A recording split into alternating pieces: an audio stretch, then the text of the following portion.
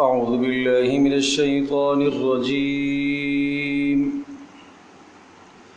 بسم الله الرحمن الرحيم. كافها يا عين صاد. ذكر رحمة ربك عبده زكريا إذ نادى ربه نداء خفيا قال رب إني وهن العظم مني واشتعل الرأس شيبا ولم أكن بدعائك رب شقيا وإني خفت الموالي من ورائي وكانت امرأتي عاقرا فهب لي من لدنك وليا يرثني ويرث من آل يعقوب واجعله رب رضيا يا زكريا إنا نبشرك بغلام اسمه يحيى لم نجعل له من قبل سميا قال رب أنى يكون لي غلام وكانت امرأتي عاقرا وقد بلغت من الكبر عتيا قال كذلك قال ربك هو علي هين وقد خلقتك من قبل ولم تك شيئا قال رب اجعل لي آية قال آيتك ألا تكلم الناس 3 ليال سويا فخرج على قومه من المحراب فأوحى إليهم أن سبحوا بكرة وعشيا يا يحيى خذ الكتاب بقوة وآتيناه الحكم صبيا وحنانا من لدنا وزكاة وكان تقيا وبرا بوالديه ولم يكن جبارا عصيا وسلام عليه يوم ولد ويوم يموت ويوم يبعث حيا.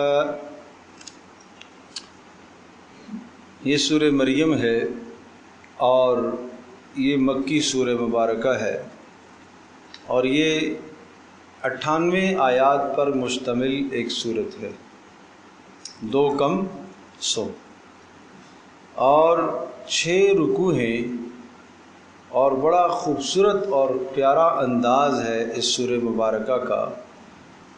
6 رکوع 3 حصوں پر مشتمل ہیں. پہلے 2 رکوع حضرت زکریا علیہ السلام اور حضرت یحییٰ علیہ السلام اور حضرت عیسیٰ علیہ السلام اور حضرت مریم، یہ 4 بزرگ ہستیوں کے احوال پر مشتمل ہیں. پہلے 2 رکوع ان 4 بزرگ ہستیوں کے کردار کو بیان کیا گیا، ان کے اخلاق کو بیان کیا گیا، ان کی صفات کو بیان کیا گیا اور وہ صفات اور وہ خوبیاں کہ جن خوبیوں کی وجہ سے اللہ کے یہاں وہ برگزیدہ بنے، اور ہمیں تاکید کی گئی کہ آپ بھی اپنی زندگی میں ان خوبیوں کو اپنانے کی کوشش کیجیے جو ان بزرگ ہستیوں کی خوبیاں اور صفات ہیں. پھر اس کے بعد جو 2 رکوع ہیں ان 2 رکوعوں کے اندر حضرت ابراہیم علیہ السلام، یوں کہیے کہ بنو اسماعیل اور بنو اسرائیل کے احوال ہیں. بنو اسماعیل اور بنو اسرائیل، یعنی ابراہیم علیہ السلام کے 2 بیٹے تھے، ایک اسماعیل علیہ السلام اور دوسرے اسحاق علیہ السلام۔ پھر اسحاق علیہ السلام کے بیٹے تھے حضرت یعقوب علیہ السلام، جن کو اسرائیل کا لقب دیا گیا تھا۔ اسرائیل کس کا لقب ہے؟ حضرت یعقوب علیہ السلام۔ تو بنو اسرائیل یعقوب علیہ السلام کی اولاد، تو یعقوب علیہ السلام کی اولاد میں آگے یعنی اسحاق علیہ السلام، ابراہیم والد، پھر بیٹے اسحاق، پھر اسحاق کے بیٹے یعقوب، اور اس سلسلے سے اللہ پاک نے نبیوں کو اٹھایا ہے۔ دنیا میں بے شمار اللہ پاک نے انبیاء علیہ السلام اس خاندان سے، بلکہ ما سوا چند انبیاء کے سب اسی خاندان سے، ابراہیم علیہ السلام کے خاندان سے، اور دوسرا سلسلہ خاندان کا یعنی اسماعیل علیہ السلام سے جو ملتا ہے اس سے پیارے پیغمبر صلی اللہ علیہ وسلم۔ تو دوسرے دو رکوعوں کے اندر یہ بات ہے، اور جو تیسرے دو رکوع ہیں وَيَقُولُ الْإِنسَانُ أَإِذَا مَا مِتُّ لَسَوْفَ أُخْرَجُ حَيًّا، وہاں سے لے کر آخر تک پھر التفات الی اہل مکہ، مکہ والوں کی طرف، مشرکین عرب، پیارے پیغمبر صلی اللہ علیہ وسلم کے جو سب سے اول مخاطبین تھے ان کی طرف التفات ہے، اور ان کے بے جا سوالات اور بیہودہ قسم کی باتوں کو ذکر کر کے اجمالی طور پر ان کے جوابات ذکر کیے گئے۔ تو گویا کہ 3 حصوں پر مشتمل ہو گئی۔ پہلا حصہ حضرت زکریا، یحییٰ، عیسیٰ، مریم علیہم السلام ان کے تذکرے پر مشتمل ہے۔ دوسرا حصہ بنو اسماعیل، بنو اسرائیل یعنی حضرت ابراہیم علیہ السلام کے سارے خاندان پر مشتمل ہے۔ اور تیسرا حصہ وہ اہل عرب یعنی مشرکین عرب، ان کی طرف التفات ہے، اور ان کے بے جا کوئی سوالات اور اعتراضات ان کو ذکر کر کے ان کے جوابات ذکر کیے گئے ہیں۔ کاف ہا یا عین صاد، یہ تو وہ لفظ ہے کاف ہا یا عین صاد جس کے متعلق پہلے بھی کئی بار کہہ چکے ہیں کہ یہ کہلاتے ہیں حروف مقطعات۔ حروف مقطعات کا مطلب اللہ اعلم بمرادہ بذالک، ان الفاظ و کلمات کی صحیح مراد اللہ ہی جانتا ہے، اللہ ہی یہ بہتر جانتا ہے کہ ان کلمات کی کیا مراد ہے، بس ہمیں ان پر ایمان لانے کا حکم ہے۔ ٹھیک ہے جی۔ ذکر رحمت ربک عبدہ زکریا، یہ تذکرہ ہے، ذکر تذکرہ، لفظوں پر غور کریں اور بہت آسان الفاظ ہے۔ ذکر تذکرہ، رحمت رحمت، ربک تیرے پروردگار کی، عبدہ اس کا بندہ، زکریا زکریا، تیرے پروردگار کی رحمت کا تذکرہ ہے اس کے بندے زکریا پر، تیرے پروردگار کی رحمت کا تذکرہ ہے اس کے بندے کس پر؟ زکریا پر۔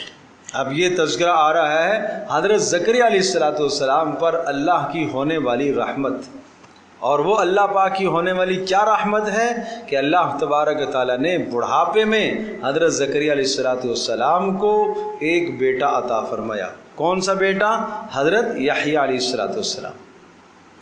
اور حضرت زکریا علیہ السلام نے بیٹا اللہ سے کن الفاظ سے مانگا، کیسے مانگا، یہ ہمارے لیے قابل نصیحت ہیں۔ یہ ان چیزوں سے ہم نصیحت حاصل کریں، سبق حاصل کریں گے کس طرح سے، کن کلمات کے ذریعے سے اللہ پاک سے انہوں نے اولاد مانگی۔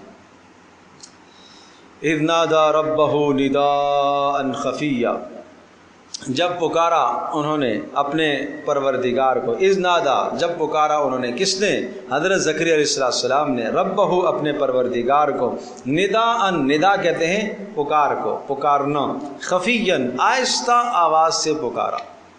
اب یہ آہستہ آواز سے پکارا، دعا کا اصول اور ضابطہ بھی سمجھا دیا۔ ادعوا ربکم تضرعا وخفیہ انہ لا یحب المعتدین، سورہ اعراف میں آتا ہے اپنے پروردگار کو چھپ کے آہستہ آہستہ پکارا کرو۔ حد سے تجاوز کرنے والوں کو اللہ پسند نہیں کرتا۔ مناجات اپنے پروردگار سے، جو خاص چیز جب اللہ پاک سے مانگنی ہو، جو آپ اپنی ذات ہی کے لیے مانگتے ہیں، تو پھر اپنے پروردگار سے تنہائی میں ملاقات کرو، تنہائی میں ملاقات کرو، اور آہستہ آہستہ اپنے پروردگار کو پکارو۔ وہ آپ کے دلوں کے حالات کو بھی خوب اچھی طرح سے جانتا ہے۔ رسول اللہ صلی اللہ علیہ وسلم سے پوچھا کہ اللہ کے رسول ہمارا پروردگار کوئی قریب ہے کہ ہم اس سے سرگوشی کریں یا رب دور ہے کہ ہم زور زور سے پکاریں؟ تو اس پر یہ آیت نازل ہوئی وَإِذَا سَأَلَكَ عِبَادِي عَنِّي فَإِنِّي قَرِيب، جب آپ سے میرے بندے میرے بارے میں پوچھتے ہیں تو آپ بتا دیجئے میں قریب ہوں۔ اجیب دعوت الداعی اذا دعانی، مجھے جب کوئی پکارتا ہے تو میں اس کی پکار کو سنتا ہوں، لہذا فلیستجیبوا لی، مجھے ہی پکارا کریں، ولیؤمنوا بی، اور میرے اوپر اعتماد اور بھروسہ بھی کیا کریں، تب میں ان کی پکار کو سنوں گا۔ تو حضرت زکریا علیہ السلام نے پکارا تو پہلا ادب یہ سمجھ میں آیا دعا کا کہ کیسے پکارا جاتا ہے اللہ کو۔ نمبر 2، قال رب انی وہن العظم، کہا حضرت زکریا علیہ السلام نے اے میرے پروردگار، انی بے شک میں، وہن العظم، وہن کمزور ہو جانا، العظم ہڈیاں، منی میری، بے شک میری ہڈیاں کمزور ہو گئیں، یعنی بڑھاپا آ گیا، اور واشتعل الرأس شیبہ، واشتعل الرأس بھڑک اٹھا سر، واشتعل اشتعال مارنا، اشتعال تو اردو میں بھی استعمال ہوتا ہے بھڑکنا، ہم مشتعل افراد نے جلاؤ گھراؤ کر دیا، سنتے نا آپ لوگ، تو اشتعال ہے۔ واشتعل الرأس، تو مشتعل ہو گیا یا بھڑک اٹھا، الرأس سر، شیبن بڑھاپے کی وجہ سے، یعنی بڑھاپے کی وجہ سے سر بھڑک اٹھا، مانا سر میں سفیدی آ گئی، ہڈیاں کمزور ہو گئی اور سر میں بھی کیا ہو گئی، سفیدی آ گئی۔ بظاہر جو اولاد کا زمانہ ہے وہ اولاد کا زمانہ اب نہیں رہا، جوانی نہیں رہی، بظاہر اسباب جو ہے وہ ختم ہے، لیکن سبحان اللہ پیغمبر کا ایمان، میرے عزیز دوستوں اور بزرگوں اور ماں اور بہنوں، یہ ہم سب کے لیے، یہ پیغمبر کا ایمان جو ہے نا، اللہ کی ذات عالی پر توکل اور بھروسہ، وہ ہم سب کے لیے قابل نمونہ ہے۔ بڑھاپا، سر سارا سفید ہو گیا، ہڈیاں کمزور ہو گئیں، اور اس کے باوجود بھی کہہ رہے ہیں وَلَمْ أَكُمْ بِدُعَائِكَ رَبِّ شَقِيًّا، اے میرے پروردگار، وَلَمْ أَكُمْ، میں نہیں ہوں، بِدُعَائِكَ، آپ کی دعا کی قبولیت سے، اے میرے پروردگار، شقیًّا، میں محروم نہیں ہوں ابھی بھی، معنی یہ کہ میں ابھی بھی مایوس نہیں، تو قادر ہے، تو اس حال میں بھی دے سکتا ہے۔ اچھا، یہاں تھوڑا سا میں وہ واقعہ ذکر کرتا ہوں کہ حضرت زکریا علیہ السلام نے یہ دعا کب اور کس موقع پر کی تھی۔ حضرت زکریا علیہ السلام کا تذکرہ پیچھے سورہ آل عمران کے اندر بھی آیا ہے، اور حضرت زکریا علیہ السلام کی کفالت میں جب آئی حضرت مریم بنت عمران، وہ کون ہیں؟ حضرت عیسیٰ علیہ السلام کی والدہ۔ حضرت زکریا علیہ السلام، یہ بعد میں بیٹا آخر میں، حضرت زکریا علیہ السلام کی جو بیوی تھیں وہ، اور حضرت مریم کی جو والدہ تھیں، یہ دونوں آپس میں بہنیں تھیں۔ جب یہ دونوں رشتے میں آپس میں بہنیں تھیں تو قصہ یہ ہوا کہ حضرت مریم کے والد عمران کا انتقال ہو گیا، اب کفالت کون کرے ان کی؟ اور حضرت مریم کی جو والدہ تھیں امرأۃ عمران، جن کا نام تاریخ اور تفسیر کی کتابوں میں حنہ لکھا گیا ہے، انہوں نے ایک منت مانی تھی کہ جب امید سے ہوئی تو انہوں نے منت مانی کہ اللہ اگر تو نے لڑکا دے دیا تو اس لڑکے کو میں بیت المقدس کی خدمت کے لیے وقف کر دوں۔ اور بیت المقدس کی خدمت کے لیے وقف کرنے کا مطلب یہ ہوتا تھا کہ اب یہ ہر وقت وہاں ہی رہے گا، اور اس زمانے میں یہ ضابطہ اور اصول یہ ہوتا تھا کہ اب وہ شخص جو بیت المقدس کے لیے وقف ہو گیا، اسی کی خدمت کے لیے وہاں ہی رہنا، وہاں ہی بیٹھنا، اس کا باقی دنیا سے کوئی سروکار نہیں ہوتا تھا، کوئی لین دین، کوئی کسی سے کوئی تعلق ہی نہیں ہوتا تھا۔ لیکن اللہ تبارک و تعالیٰ کی قدرت کو فیصلہ دوسرا تسلیم تھا، اللہ تبارک و تعالیٰ نے بیٹا نہیں عطا فرمایا، بچی عطا فرمائی۔ فلما وضعتها قالت رب انی وضعتها انثی، تو حضرت عمران کی اہلیہ حنہ، جن کا نام بتایا میں نے، تو جب ان کے ہاں اولاد ہو گئی تو انہوں نے کہا اے اللہ یہ تو بچی ہے، اور میں نے منت کیا مانی تھی؟ بچے کی۔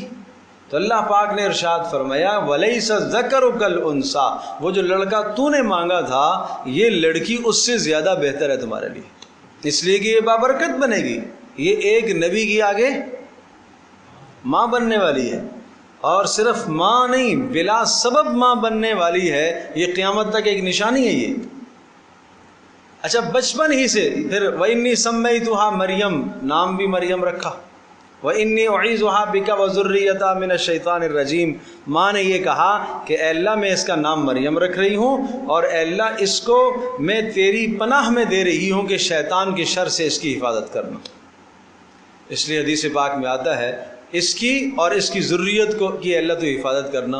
اس لیے حدیث میں آتا ہے کہ جب بھی بچہ پیدا ہوتا ہے اس بچے کو شیطان ضرور جو ہے چھوتا ہے سوائے حضرت مریم اور ان کے بیٹے عیسیٰ کی.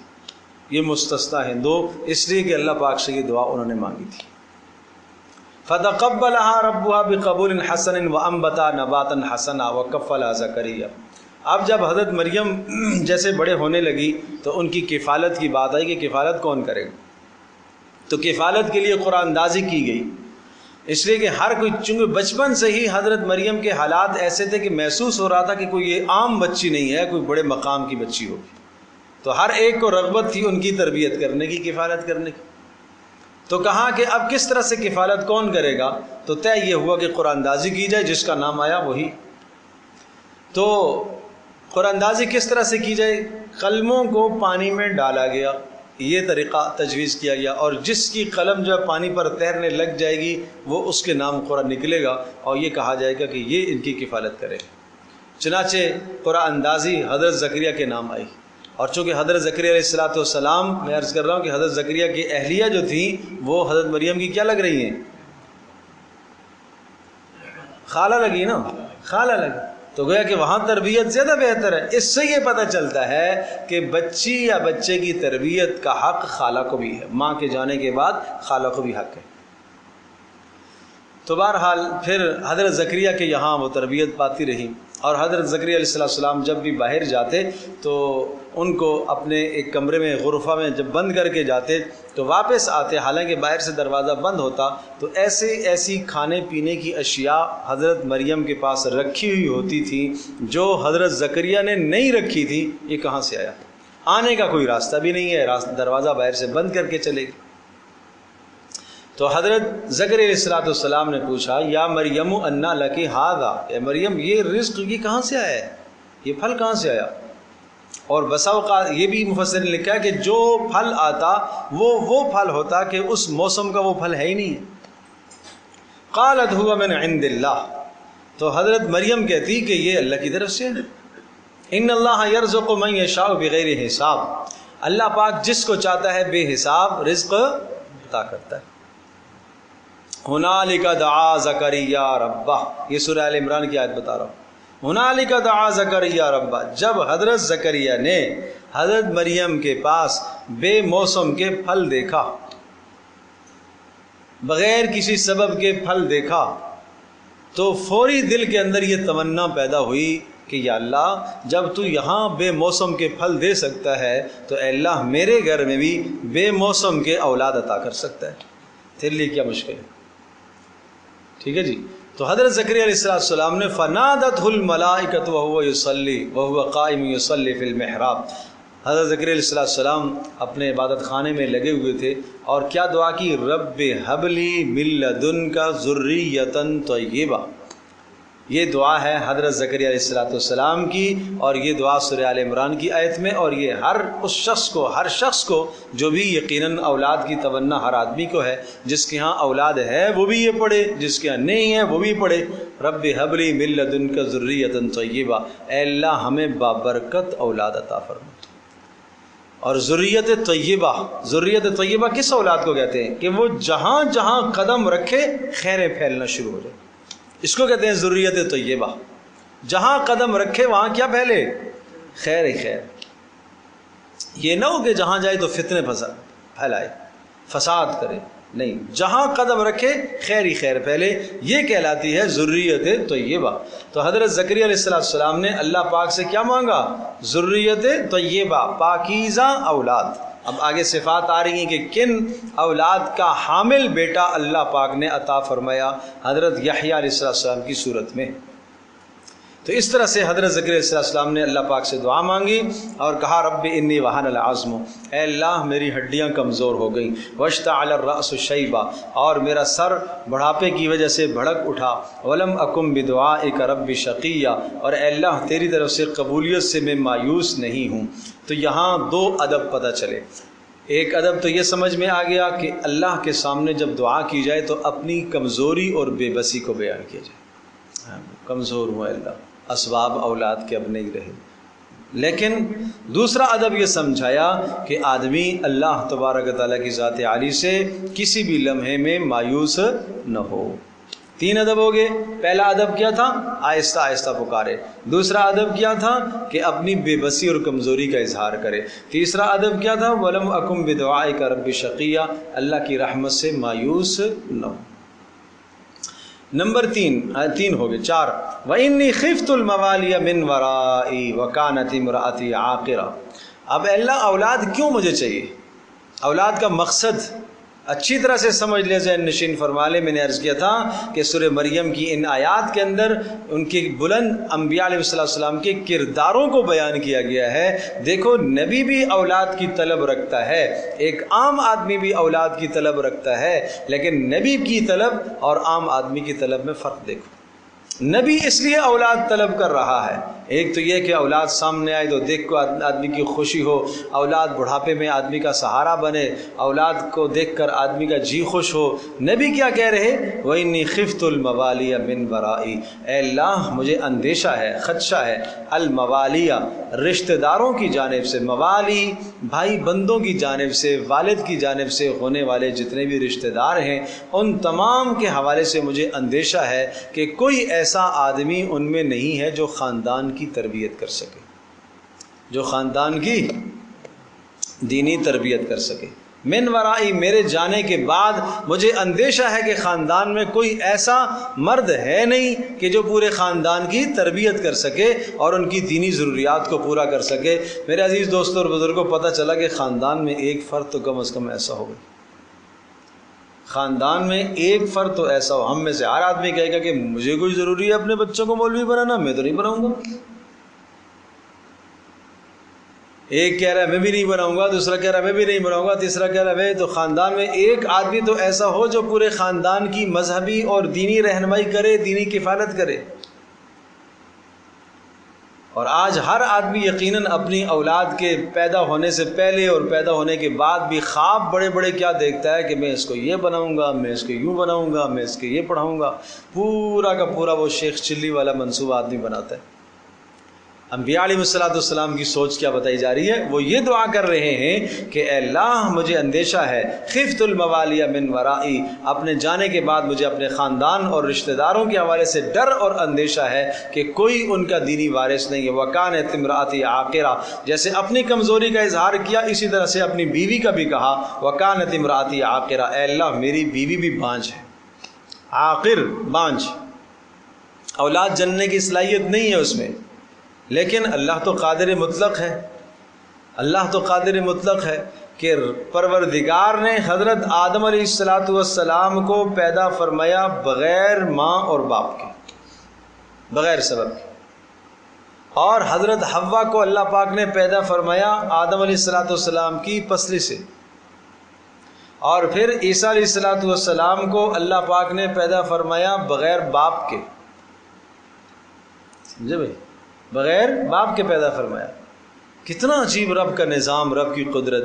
حوا کو اللہ پاک نے پیدا فرمایا بغیر ماں کے، عیسیٰ علیہ السلام کو پیدا فرمایا بغیر باپ کے، آدم علیہ السلام کو پیدا فرمایا دونوں کو بغیر، اور باقی انسانوں کو پیدا فرمایا دونوں کے ساتھ۔ تو جو پروردگار اسباب کے ساتھ پیدا کرنے کی قدرت رکھتا ہے وہ بلا اسباب بھی پیدا کرنے کی قدرت رکھتا ہے۔ اس لیے اس نے مثالیں سمجھا دی کہ دیکھو آدم دونوں سبب نہیں ہیں، ٹھیک ہے نا، آدم کے پاس دونوں سبب نہیں ہیں ان کی ولادت کے اندر، اللہ پاک نے ان کو پیدا فرمایا۔ عیسیٰ علیہ السلام کو بغیر ماں کے اور بغیر باپ کے، اور اسی طرح سے حضرت حوا کو بغیر ماں کے اللہ نے پیدا فرمایا۔ تو فرمایا وکانت امراتی عاقرہ، کہ میری بیوی تو بانجھ ہو گئی ہے لیکن مجھے یقین ہے تیری ذات سے کہ تو قادر ہے، فہب لی من لدنک ولیہ، مجھے عطا کر لے من لدن کا اپنی جانب سے ولین ایک دوست، ایک دین کا وارث، ولی ولایت کرنے والا، ولایت کا معنی کسی کی کفالت کرنے والا، یرثنی و یرث من آل یعقوب، جو وارث ہوگا میرا بھی اور آل یعقوب کا وارث ہوگا۔ کس چیز کا وارث ہوگا؟ ارے دین کا، دین کا وارث، مال کا وارث نہیں۔ ہم سمجھتے ہیں کہ بیٹا اللہ تو بیٹا دے دے، میں نے بڑا کمایا ہے، بڑی بلڈنگیں کھڑی کی ہیں اور جناب میں نے فیکٹریاں لگائی ہیں، یہ پیچھے سنبھالے گا کون؟ اللہ اکبر، اللہ اکبر۔ یہ نہیں سوچتے کہ ہم یہ کہہ رہے ہیں کہ اللہ ایسا بیٹا دے جو میرے کاروبار کو آگے چلائے، سب کچھ چلائے۔ یہ نہیں دیکھتے کہ کاروبار ہوتے ہوتے اللہ پاک تباہ کرنے کی قدرت تو رکھتا ہے۔ پیچھے اصحاب کہف، سورہ کہف کے اندر تذکرہ آ چکا ہے۔ تو اللہ پاک سے جو اولاد مانگو وہ دینی وارث مانگو۔ کہا یرثنی و یرث من آل یعقوب، جو میری اور آل یعقوب، یعقوب علیہ السلام کا جو خاندان ہے، نبوت کا خاندان ہے، نبوت کے خاندان کے جو وارث ہوں گے، یعقوب علیہ السلام کا خاندان، اس میں ہزاروں انبیاء آئے ہیں۔ ان انبیاء علیہ السلام کی دینی وراثت جو سنبھالے، اے اللہ ایسا بیٹا عطا کر۔ سمجھے بھائی؟ اور حضرت یحییٰ علیہ السلام یعنی زکریا کے بیٹے حضرت یحییٰ، اور یحییٰ علیہ السلام اور عیسیٰ علیہ السلام دونوں آپس میں کیا لگے رشتے میں؟ خالازاد ہو گئے نا، خالازاد ہو گئے۔ بنی اسرائیل کی جو قوم اصل میں شروع ہوتی ہے، موسیٰ علیہ السلام، ہارون علیہ السلام، شروع میں بھی دو پیغمبر ہیں، آخر میں بھی دو پیغمبر ہیں۔ شروع میں موسیٰ علیہ السلام اور ہارون علیہ السلام، اور آخر میں یحییٰ علیہ السلام اور عیسیٰ علیہ السلام۔ اتنا اللہ پاک نے اس قوم کو نوازا ہے، بنی اسرائیل کو۔ تو یہ بھی آخر میں عیسیٰ علیہ السلام کا زمانہ، یعنی عیسیٰ علیہ السلام بھی اسی وقت کے ہیں۔ سمجھے بھائی؟ حضرت یحییٰ علیہ السلام عمر میں بڑے تھے اور عیسیٰ علیہ السلام عمر میں چھوٹے تھے، بعد میں پیدا ہوئے، لیکن دونوں کا زمانہ ایک ہی ہے۔ تو اب آپ دیکھیے کہ زکریا علیہ السلام اور یحییٰ علیہ السلام کا زمانہ، عیسیٰ علیہ السلام کا زمانہ کہاں، اور موسیٰ علیہ السلام کا زمانہ کتنا پہلے، اور پھر یعقوب علیہ السلام کا زمانہ اور ان سے پہلے۔ تو یہ کیا مانگ رہے ہیں حضرت زکریا؟ اے اللہ جو میرا اور یعقوب علیہ السلام کی آل کا پورے اس سلسلہ نبوت کا جو وارث بنے، اے اللہ ایسا بیٹا مجھے عطا کر دے۔ تو پھر ہم ایک نظر دیکھتے ہیں ان آداب کو۔ نمبر ایک، پہلا ادب یہ تھا کہ آہستہ آہستہ پروردگار کو پکارا۔ نمبر دو، اپنی بے بسی، اپنی بیوی کی بے بسی اور کمزوری کا اظہار فرمایا۔ نمبر تین، اللہ پاک کی رحمت سے پر امید رہے، مایوس نہیں رہے۔ نمبر چار، اولاد کے مانگنے کا مقصد کیا تھا؟ وہ یہ تاکہ میرے اور میرے خاندان کا یہ دینی وارث بنے، میرے جانے کے بعد پورے خاندان کی دینی کفالت کرے، یعقوب علیہ السلام کے خاندان کی دینی کفالت کرے۔ اب اگلی بات، نمبر 5، فَحَبْ لِي مِن لَّدُنْكَ وَلِيًّا، اے اللہ مجھے عطا کر لے۔ حب کہتے ہیں ہبہ دینا، جس کو ہم اردو میں بھی کہتے ہیں نا ہبہ۔ ہبہ کا مطلب بغیر کسی معاوضے کے جو چیز ملتی ہے وہ ہبہ ہوتا ہے۔ ارے نہیں سمجھے؟ بغیر کسی معاوضے کے جو چیز ملتی ہے، بھائی آپ کو کسی نے کوئی شے گفٹ دے دی ہے، یہ دینا لازم تھا اس پر؟ بولو، نہیں تھا۔ ضروری تھا؟ نہیں تھا۔ آپ نے کوئی محنت کی تھی کہ اس نے آپ کو دیا؟ نہیں، ایسے ہی ملا۔ تو گفٹ تو ہوتا ہی ہے وہ جو بغیر کسی معاوضے کے ہو۔ تو اولاد اللہ تبارک تعالیٰ سے مانگو، لیکن اولاد کوئی معاوضہ نہیں ہے، یہ اللہ کا احسان ہے۔ دے دے تو ٹھیک، نہ دے دے تو کوئی گلہ نہیں۔ دے دے تو ٹھیک ہے، نہ دے تو کوئی گلہ نہیں۔ سمجھے بات؟ دیکھو نا، حضرت ابراہیم علیہ السلام نے جو دعا کی، انہوں نے کیا کلمات کہے؟ الحمدللہ الذی وہب لی علی الکبر اسماعیل و اسحاق۔ ساری تعریفیں اس اللہ کے لیے جس نے بڑھاپے میں مجھے ہبہ دی۔ ہبہ دی کون؟ ابراہیم بھی، اسحاق بھی ہبے میں دیا، اور اسماعیل بھی ہبے میں دی۔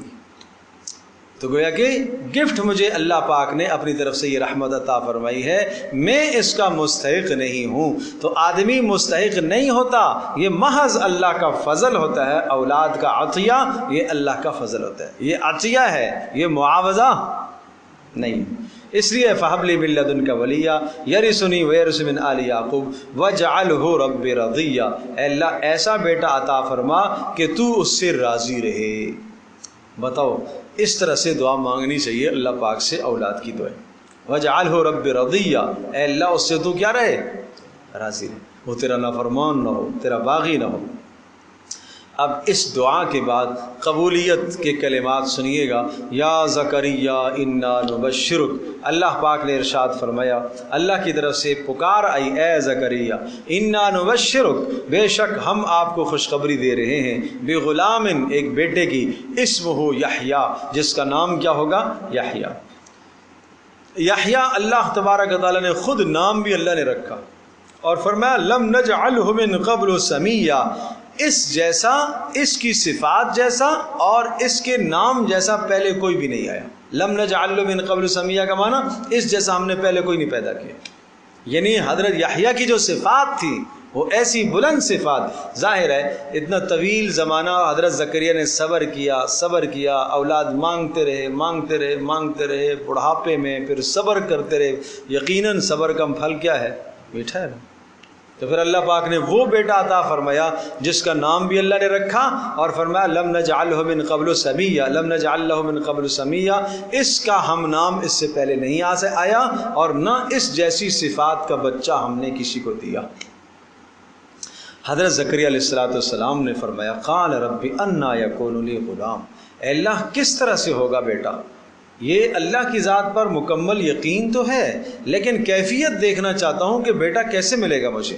معنی یہ تھا کہ میں جو جوانی کی طرف لوٹا دیا جاؤں گا اور میری بیوی، یا اسی بڑھاپے کی حالت میں اللہ تو عطا کرے گا، یہ مجھے سمجھ میں نہیں آ رہا، چونکہ اولاد کے اسباب تو اب نہیں رہے تو کیسے عطا کرے گا؟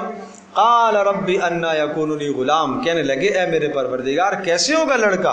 وکانت امراتی عاقرا، اور میری بیوی تو بانجھ ہے، وقد بلغت من الکبر عتیہ، اور میں پہنچ چکا ہوں بڑھاپے کی انتہا کو، عتیًا انتہا، میں بڑھاپے کی انتہا کو پہنچ چکا ہوں۔ اور بعض نے لکھا ہے کہ بہت زیادہ بوڑھے ہو چکے تھے اور یوں سمجھے کہ اب آخری زندگی کے مراحل تھے۔ قال کذالک، اللہ پاک نے ارشاد فرمایا اسی طرح سے، اسی حالت میں ہوگا۔ کیا مطلب؟ آپ کو جوانی میں نہیں لٹایا جائے گا، آپ کی بیوی کو جوانی میں نہیں لٹایا جائے گا۔ جو پروردگار جوانی میں اسباب کو پیدا کرتا ہے وہ تمہارے بڑھاپے میں بھی تمہارے اندر اسباب پیدا کر دے گا، اللہ کے لیے کیا مشکل ہے۔ قال ربک، کہا تیرے رب نے کہا، ہوا علیہ ہین، کہ یہ بیٹا پیدا کرنا میرے لیے آسان ہے، علیہ ہین، میرے لیے آسان ہے۔ اور دلیل کیا ہے؟ وقد خلقتک، اے زکریا تجھے بھی تو میں نے پیدا کیا ہے اس سے پہلے، ولم تک شیئا، تو نہیں تھا، تیرا وجود نہیں تھا، تجھے وجود بخشا تو میں تیرے بیٹے کو بھی اسی طرح سے وجود بخشوں گا۔ قال رب اجعل لی آیہ، حضرت زکریا نے کہا اے میرے پروردگار پھر نشانی بتا دیجئے، یعنی بیٹا تو عطا کرے گا لیکن مجھے کوئی نشانی دے دے کہ کس طرح سے ہوگا، میں کیسے جان جاؤں کہ اے اللہ میری بیوی امید سے ہو گئی، امید کے ہونے کی کوئی نشانی۔ اللہ اکبر، یہ اللہ کے چہیتے، اللہ کے پیغمبر، اللہ کے لاڈلے ایک ایک بات اللہ پاک سے پوچھ رہے ہیں، ایک ایک بات اللہ سے کر رہے اور اپنے دل کی ایک ایک بات جو ہے وہ اپنے اللہ کو بتا رہے ہیں۔ اے اللہ ٹھیک ہے میرا یقین ہے تو عطا کرے گا لیکن تو یہ تو بتا کہ کیفیت کیسے ہوگی۔ اللہ نے فرمایا اسی حالت میں ملے گا۔ اچھا پھر کوئی نشانی تو اللہ دکھا دے تاکہ میں اور خوش ہو جاؤں، یقین تو ہے تو دے گا لیکن اے اللہ کوئی نشانی، سمجھے بھائی؟ تو یہ بات ہے اللہ سے تعلق کی۔ اللہ نے کہا ٹھیک ہے زکریا نشانی بھی سن لو۔ قال آیتک، نشانی یہ ہے، نشانی آیتک اللہ تکلم الناس، کہ آپ بات نہیں کر سکیں گے، ثلاث لیال، 3 دن تک، سویا مکمل، 3 دن اور راتیں آپ بات نہیں کر سکیں گے۔ کہ جیسے ہی ادھر اہلیہ امید سے ہو گئی، حضرت زکریا علیہ السلام بات نہیں کر سکے، زبان بند ہو گئی، صرف اللہ کا نام لیتے، اللہ کا ذکر کرتے، اللہ کا شکر کرتے، اللہ کی بات جو ہوتی وہ زبان پر جاری ہوتی، اللہ پاک کے نام کے علاوہ، اللہ کے ذکر کے علاوہ لوگوں سے ہم کلام ہونے کی کوئی بات زبان پر نہیں آتی تھی۔ اور پتہ یہ کیوں ہوا؟ اس کے دو فائدے تھے۔ ایک تو نشانی ہے، اللہ پاک کی نہیں نشانی، اللہ کسی کو بھی نشانی ٹھہرا دے، اور دوسرا اس لیے اللہ تبارک تعالیٰ یہ بتلانا چاہ رہے تھے کہ 3 دن تک آپ لوگوں سے کٹ کر اپنے پروردگار کا شکر ادا کر لیں۔ 3 دن لوگوں سے کٹ کر اپنے رب کا شکر ادا کریں۔ تو میرے عزیز دوستوں اور بزرگوں اور ماں اور بہنوں، صاحب اولاد لوگ سمجھیں کہ کتنا شکر ادا کیا۔ 3 دن تو دور کی بات، 3 گھنٹے بھی شکر ادا کیا ہے۔ اللہ نے جو اولادوں سے نوازا ہے، جن کو اللہ نے اولادوں کی نعمتیں عطا فرمائی، کیا 3 گھنٹے بھی کبھی شکر ادا کیا ہے؟ کیا بیٹے پر بیٹی پر اسی طرح سے آپ خوش ہیں جیسے بیٹے کی ولادت پر خوش ہیں، ایسی بیٹی کی ولادت پر بھی خوشی ہوتی ہے؟ اگر یہ تصور ہے کہ بیٹے کی ولادت پر زیادہ خوشی ہو اور بیٹی پر وہ خوشی نہ ہو، تو پھر یہ تو وہ تصور ہے جو مشرکوں کا تھا۔ اللہ کی تقسیم پر پھر یہ راضی نہیں ہے۔ بہت سارے ایسے گھرانے سننے میں آتے ہیں کہ جہاں ایک بیٹی پیدا ہوئی، دوسری بیٹی پیدا ہوئی، تیسری بیٹی پیدا ہوئی، پھر اس کے بعد شوہر الجھنے لگ جاتا ہے بیوی سے، لڑنے لگ جاتا ہے، اور اس گھر کا نظام، ہنستا کھیلتا نظام تباہ ہو جاتا ہے، اس وجہ سے کہ اس نے امید لگائی تھی لڑکا پیدا ہونے کی اور وہ لڑکی پیدا ہوئی، اور عورت کا جینا دوبر کر دیا جاتا ہے۔ یہ تو کیا ہے؟ یہ سراسر ظلم ہے، یہ سراسر زیادتی کی بات ہے۔ یہب لمن یشاء اناثا ویہب لمن یشاء الذکور، اللہ جس کو چاہے بیٹے دے، جس کو چاہے بیٹیاں دے، اور جس کو چاہے یزوجہم ذکرانا و اناثا، جن کو چاہے لڑکے لڑکیاں دونوں دے دے، اور جن کو چاہے ویجعل من یشاء عقیما، جن کو اللہ پاک چاہے بانجھ کر دے، کچھ نہ دے۔ اللہ تو اللہ، اللہ اکبر۔ تو اس لیے ان چیزوں کو سمجھنا چاہیے آدمی کو۔ جو بھی اللہ نے عطا فرمایا، اللہ کے فیصلے پر آدمی راضی رہے اور شکر ادا کرے۔ اب اس پر میں ایک اور آیت آپ کو سناتا ہوں۔ عجیب اس آیت کے اندر انسان کے حال کو اللہ پاک نے بیان فرمایا کہ اللہ پاک نے تمہیں ایک مرد اور عورت سے پیدا کیا، اور پھر اللہ تبارک تعالیٰ نے تمہارے سلسلے انسانی کو آگے بڑھایا، پھر ہر انسان کو اللہ پاک نے جوڑا جوڑا بنایا، یعنی مرد اور عورت جوڑا جوڑا۔ فلما تغشاها حملت حملا خفیفا فمرت به، جب یہ جوڑا آپس میں میلاپ کرتا ہے اور ازدواجی تعلق قائم ہوتا ہے اور بچے کی امید ہونے لگتی ہے، سنیے گا تو کیا ہوتا ہے؟ دعوا اللہ مخلصین لہ الدین، یہ دونوں کے دونوں مل کر خالص پکے ٹھکے اللہ کے بندے بن کر اللہ کو پکارتے ہیں، میاں بیوی، اور یہ کہتے ہیں کہ یا اللہ اگر تو نے ہمیں صحیح سالم بیٹا دے دیا، کوئی معذور نہ پیدا ہو، ہے ولادت میں بھی آسانی ہو جائے، ہر اعتبار سے آسانی مانگتے مانگتے اے اللہ صحیح سلامتی سے اگر بچہ پیدا ہو گیا تو ہم تو شکر گزار بنیں گے۔ فلما آتاہما صالحا، اللہ کہہ رہا ہے جب اللہ پاک نے ان کو صحیح سالم بیٹا عطا فرما دیا، سہولت سے اللہ پاک نے ولادت کا انتظام کر دیا، تو کیا کرتا ہے؟ جعل لہ شرکاء فیما آتاہما، جو بیٹا اللہ نے دیا تھا اس میں اللہ کے ساتھ دوسروں کو شریک ٹھہراتا ہے۔ اب یہاں کیا شریک ہے؟ بچہ پیدا ہونے کے بعد کون سی شرکت ہے؟ کون سی شرک ہے بچے کے پیدا ہونے کے بعد جس کو قرآن یہاں بیان کر رہا ہے؟ یہ سورہ اعراف کے اندر یہ مضمون ہے۔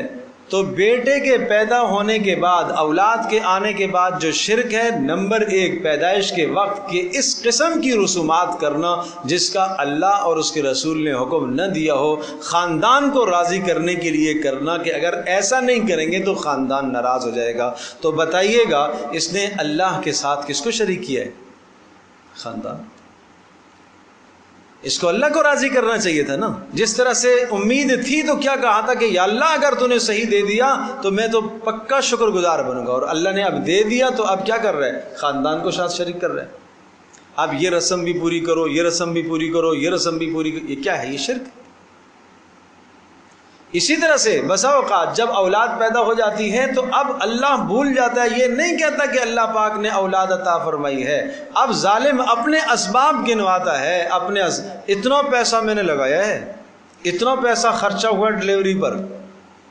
اللہ کے بندے ایک مرتبہ تو اللہ کی طرف بات کو منسوب کر دے کہ میرے اللہ نے فضل فرمایا، اللہ نے اولاد عطا فرمائی، میرے اللہ نے سب کچھ کیا، مال جو لگا وہ بھی اللہ ہی نے دیا تھا، صلاحیتیں جو لگی وہ بھی اللہ ہی نے دی تھی، جو کچھ ہوا وہ سب کچھ اللہ نے دیا تھا۔ اللہ اکبر! اتنا اللہ پاک اس بات کو کئی جگہوں پر اللہ ذکر کرتا ہے۔ افرأیتم ما تمنون اانتم تخلقونہ ام نحن الخالقون۔ اللہ پاک یہ اللہ اکبر، جیسے کوئی آدمی نہیں چاہتا، آپ کسی کو کوئی بھی چیز دیتے ہیں نا، اور وہ چیز جب آپ نے کسی کو دی اور وہ چیز اگر آپ سے ہٹا کر کسی دوسرے کی طرف منسوب کرتا ہے مجھے فلاں نے دی، تو آپ کو کیا غصہ نہیں آئے گا؟ آئے گا کہ نہیں آئے گا؟ دیکھو تو اللہ پاک آپ سے بھی نسبت کو نفی کر رہا ہے، آدمی سے بھی، سبب سے بھی۔ کیسے؟ افرأیتم ما تمنون، کہ تم جو میاں بیوی آپس میں میلاپ کرتے ہو، سورہ واقعہ کے اندر ہے اانتم تخلقونہ ام نحن الخالقون، بیٹا تم پیدا کرتے ہو یا ہم کرتے ہیں؟ بناتے اولاد تم ہو یا ہم بناتے ہیں؟ تم نے تو صرف اپنی خواہش کو پورا کیا، اس کے بعد اولاد کس نے بنائی؟ اانتم تخلقونہ ام نحن الخالقون۔ صاف سوال ہے، بتاؤ تم بناتے ہو یا ہم بناتے ہیں؟ اور دوسری اس کے فوراً یہ بات ذکر کیا افرأیتم ما تحرثون، یہ زمین میں جو زمین کے اندر بیج ڈالتے ہو تو اس میں سے بتاؤ فصل کو کون اگاتا ہے؟ تم اگاتے ہو یا ہم اگاتے ہیں؟ جس طرح سے زمین میں تمہارا کام صرف بیج ڈالنا، فصل رب اگاتا ہے، اسی طرح سے یہاں بھی تم نے بیج ڈالا ہے۔ عورت کو کھیتی کہا گیا ہے، نساؤکم حرث لکم فاتوا حرثکم، یہ عورت تمہارے لیے کھیتی ہے، بیوی تمہارے لیے کھیتی ہے۔ یہاں تم فصل ڈالتے ہو، بیج ڈالتے ہو، اس فصل کی آبیاری کون کرتا ہے؟ اللہ کرتا ہے۔ تو اللہ پاک نے یہاں مرد اور عورت سے بھی نفی کر دی ہے کہ تم نے نہیں بنایا، تم نے نہیں پیدا کیا، اللہ نے پیدا کیا ہے۔ تو اللہ پاک یہ چاہ رہا کہ جب دیا میں نے تمہیں، عطیہ میں نے دیا، اور بغیر تمہارے استحقاق کے، اس لیے کہ اولاد کو ہبہ کہا گیا، بغیر تمہارے استحقاق کو میں نے دیا ہے، تو پھر یہ نسبت کس کی طرف جانی چاہیے؟ یہ اللہ کی طرف جانی چاہیے، یہ اللہ کی طرف جانی چاہیے۔ اللہ اکبر، اللہ اکبر۔ بعض بزرگوں سے متعلق آتا ہے، عجیب لوگ تھے۔ کوئی کہتے نا کہ یہ آپ کا بیٹا ہے، تو فرماتے منسوب میری طرف سے ہے، میری طرف ہے، دیا ہوا اللہ کا ہے۔ نہیں سمجھے بات؟ کوئی کہتا کہ یہ آپ کا بیٹا ہے تو کیا کہتے ہیں؟ منسوب تو میری طرف ہے لیکن دیا ہوا اللہ کا، دیا ہوا اللہ کا ہے۔ تو کسی بھی لمحے یہ ذہن سے خیال نہیں جانا چاہیے کہ اس میں میرا کوئی کمال ہے، یہ پروردگار کا احسان ہے۔ بہرحال اب آئیے، قال رب اجعل لی آیہ، اے اللہ کوئی نشانی تو بتا۔ قال آیتک، کا نشانی ہے اللہ تکلم الناس، آپ بات نہیں کر سکیں گے، ثلاث لیال سویہ، 3 مسلسل دن رات۔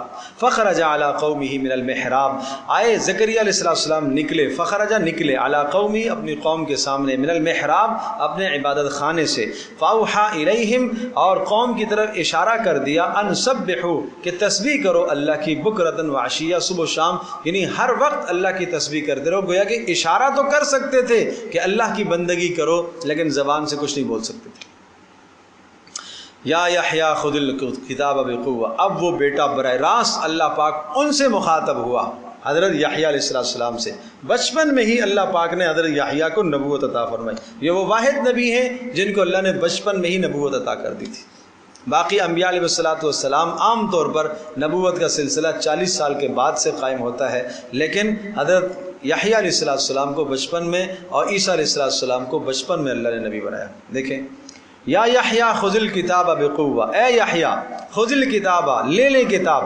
کتاب سے مراد تورات، چونکہ تورات چلی آ رہی تھی پیچھے سے، اور اسی طرح سے اور صحیفے جو ہے آپ کے خاندان میں رائج ہیں، حضرت یعقوب علیہ السلام کی جانب سے جو بھی احکامات ہیں ان کو مضبوطی سے لیجیے۔ یا یحییٰ، اس لیے کہ مقصد اولاد کا کیا تھا؟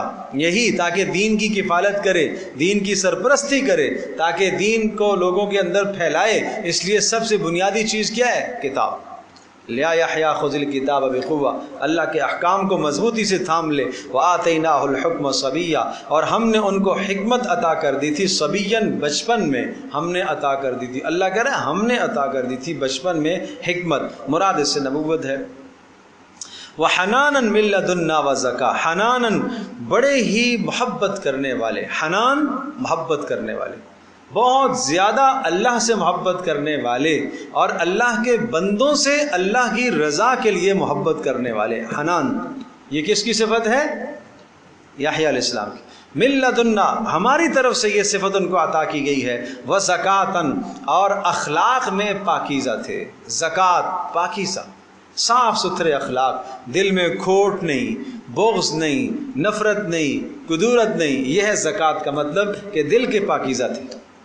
وکان تقیہ اور بہت متقی اور پرہیزگار، ہر قسم کی نافرمانی سے بچنے والے۔ وبرم بوالدیہ اور اپنے ماں باپ پر فرما بردار، ماں باپ کے بار، ماں باپ کے ساتھ نیکی کرنے والے۔ ولم یکن جبارن سرکش نہیں، عصیًا اور مخلوق کے ساتھ بد مزاجی کرنے والے نہیں، جبار ظالم نہیں، عصیًا بد مزاجی، بد کلامی، بد اخلاقی والے نہیں۔ بتاؤ کتنی خوبصورت صفات ہے۔ اللہ سے ایسا بیٹا مانگا کرو جیسا کہ حضرت زکریا علیہ السلام نے مانگا۔ تو پہلی صفت کیا آ گئی ہے؟ بچپن سے سمجھدار، وآتیناہ الحکم صبیہ۔ نمبر 2 وحناناً محبت کرنے والے۔ نمبر 3 زکاتاً دل کے پاکیزہ۔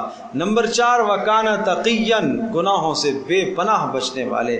نمبر 5 وبرن بوالدی والدین کے فرما بردار، اور نمبر 6 ظالم نہیں، اور نمبر 7 بد اخلاق نہیں، اور نمبر 8 وسلام علیہ یوم ولدہ، جس دن پیدا ہوئے اس دن بھی سلامتی، جس دن مریں گے اس دن بھی سلامتی والے، اور جس دن قیامت میں زندہ کیے جائیں گے اس دن بھی سلامتی والے ہوں گے۔ کیا معنی؟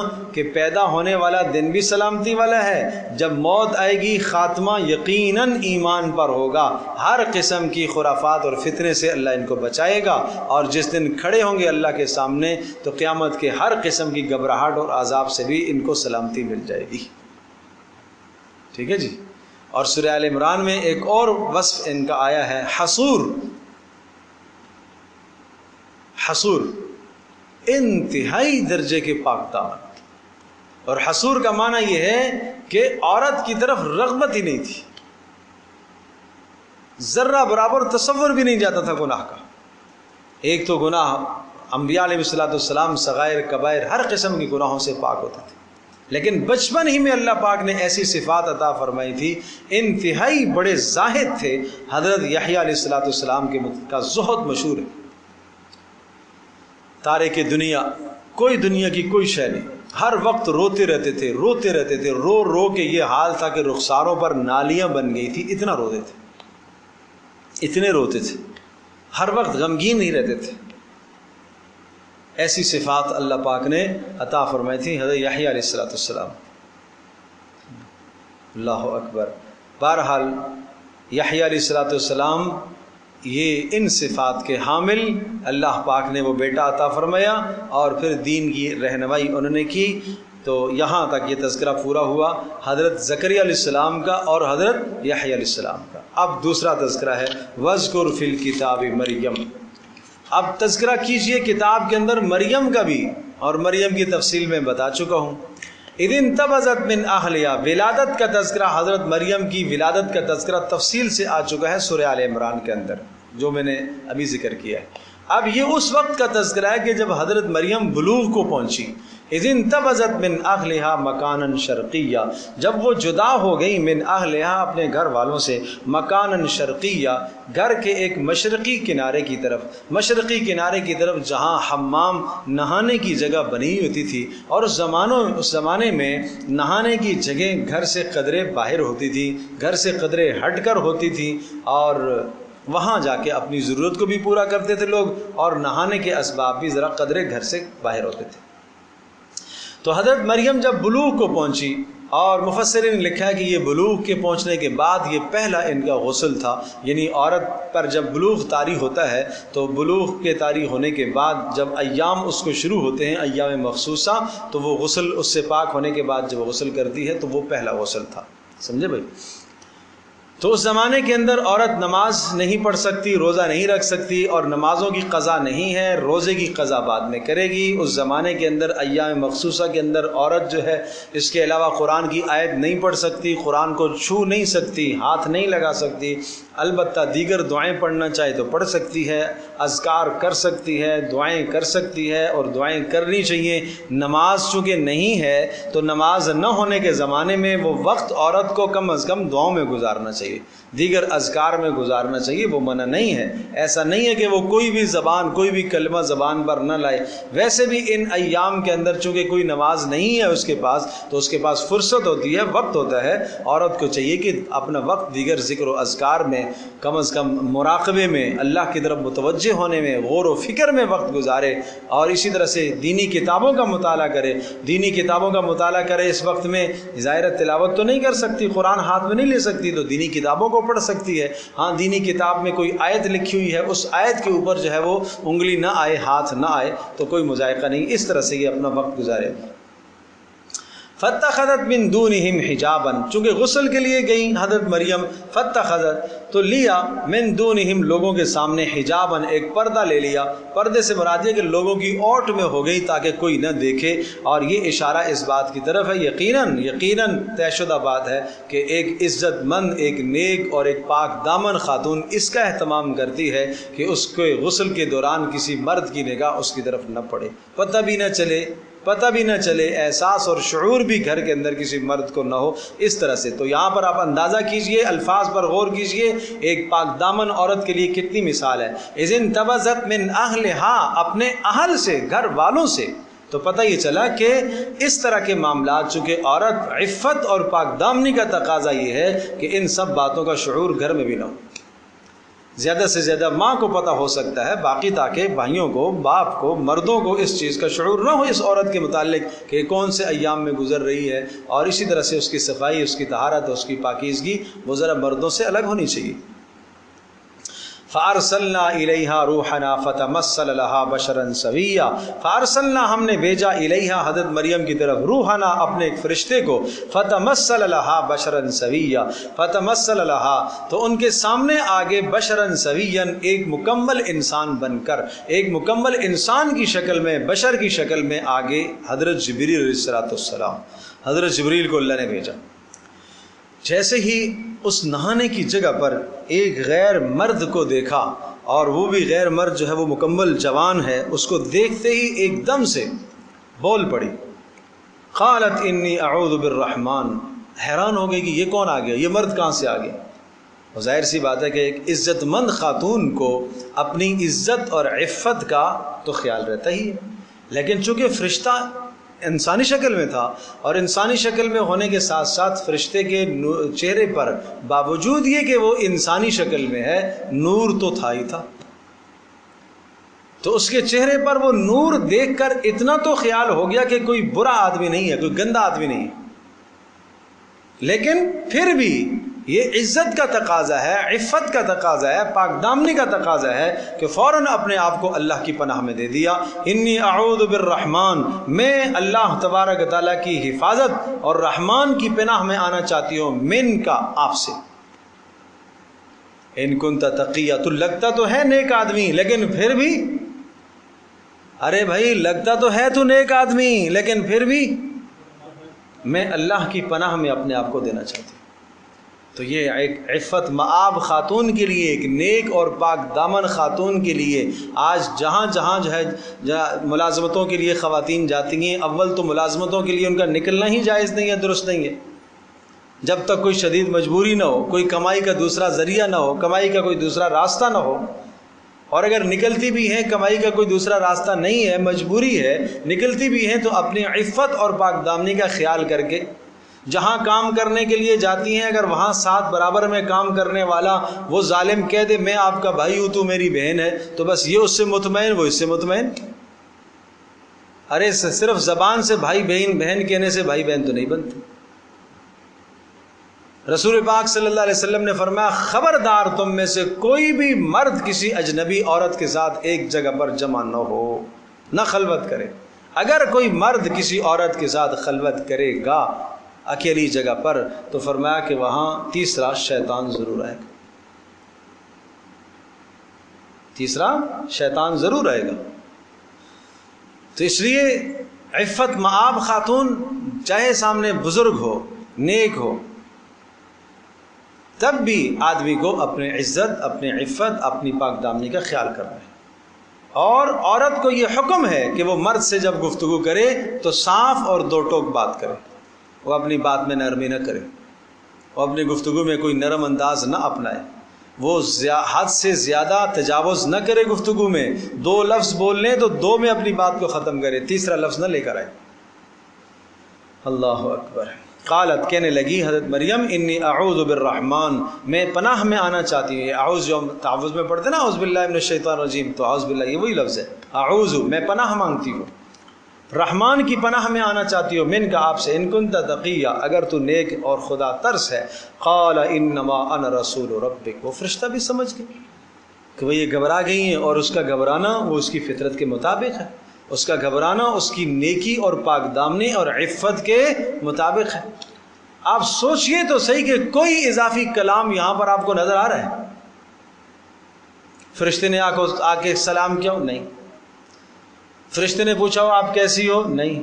انہوں نے پوچھا تم کیسی ہو؟ نہیں۔ آپ کیسے ہو؟ نہیں، کوئی بات نہیں۔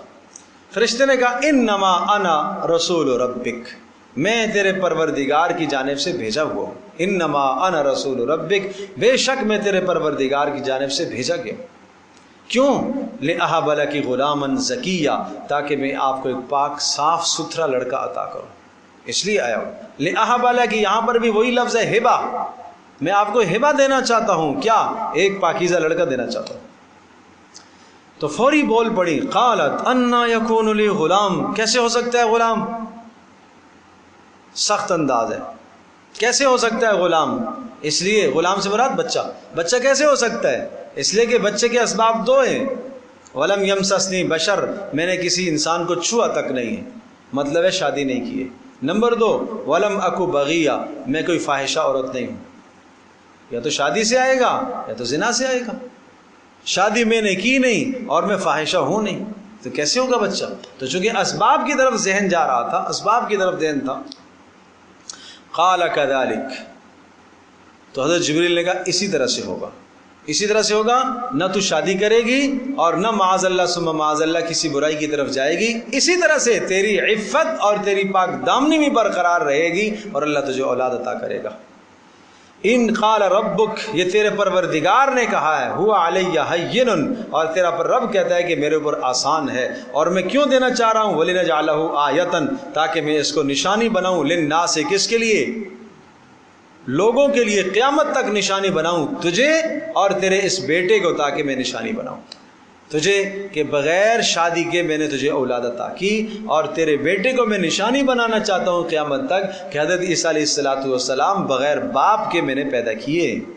وَرَحْمَةً مِنَّا، اور یہ میری طرف سے خاص عنایت ہوگی، خاص رحمت ہوگی۔ وَكَانَ أَمْرًا مَقْضِيًّا، اور یہ فیصلہ ہو چکا ہے، لہٰذا اب تو یہ کہہ کہ کیسے ہوگا، نہیں ہونا چاہیے، نہیں نہیں، یہ ہو چکا ہے، یہ تیرے رب نے فیصلہ کر دیا۔ اب سوال یہ ہے کہ تیرے رب نے فیصلہ کر دیا ہے، یہ ہوگا تو میری عزت کا کیا بنے گا؟ لوگ کیا کہیں گے؟ میں کس کو صفائی دیتی پھروں گی؟ تو بھائی جب تیرے رب نے فیصلہ کیا ہے تو تیری عفت اور پاک دامنی کا انتظام بھی تیرا پروردگار ہی کرے گا، تیرے بارے میں کوئی برائی معاشرے میں نہیں پھیلے گی، آپ غمگین نہ ہو، آپ تسلی رکھیے۔ لیکن بہرحال ایک عزت دار خاتون کو، عفت مآب خاتون کو فطرتاً تھوڑا سا دھچکا تو لگتا ہے کہ یہ کیا ہوگا، کیسے ہوگا۔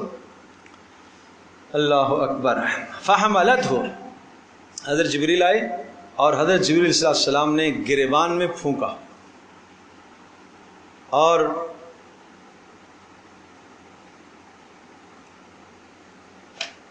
انسانی شکل میں حضرت جبریل تھے، گریبان میں پھونکا۔ مفسرین نے لکھا ہے کہ کپڑے سے پکڑا، انگلی اور انگوٹھے سے، بس ہلکا سا کپڑے کو آگے کیا، جسم کے ساتھ مس نہیں ہوا ہاتھ، جسم کے ساتھ ہاتھ مس نہیں، آگے کر کے یہاں پھونک دیا. اور وہ پھونکنا تھا اللہ کا اذن ہے، اللہ کا حکم ہے. وہ پھونکنا تھا کہ حضرت مریم امید سے ہو گئی اس پھونکنے کی وجہ سے. سمجھے بھائی؟ تو اللہ پاک تو قادر مطلق ہے، اس سبب سے ہٹا کر اس سبب سے اللہ دے، اور یہ سبب بھی اللہ نہ استعمال کرے، بغیر سبب کے اللہ پاک دے دے. اللہ تو قادر، اللہ کے لیے کیا مشکل. تو جیسے یہ پھونکا فحملت ہو تو وہ امید سے ہو گئی، حاملہ ہو گئی. اچھا اس کا یہ معنی نہیں ہے کہ بہت طویل وقت گزرا، نہیں، فوری یہ 9 ماہ کی مدت، 8 ماہ کی مدت آنن فانن ہو گئی. اس لیے کہ یہ اسباب سے ہٹ کر معاملہ تھا، تو آنن فانن پیٹ میں حضرت جو ہے وہ یحییٰ زکریا کیا نام عیسیٰ علیہ السلام پڑے ہونے لگ گئے. فحملت ہو فانتبذت به مکانا قصیا، اور فانتبذت به پھر لے کے چلی اسے مکانا قصیا، ایک دور کی جگہ. جب محسوس ہوا ولادت کا درد محسوس ہونے لگا اور آثار ہونے لگ گئے کہ اب اللہ یہ بچہ پیدا ہوگا، تو الگ ہو گئی، کنارے ہو گئی. ظاہر سی بات ہے، یہ خیال تھا کہ اپنی قوم کے پاس، لوگوں کے پاس جاؤں گی، لوگ کیا کہیں گے. فَأَجَاءَهَا الْمَخَاضُ إِلَى جِذْعِ النَّخْلَةِ، اللہ اکبر.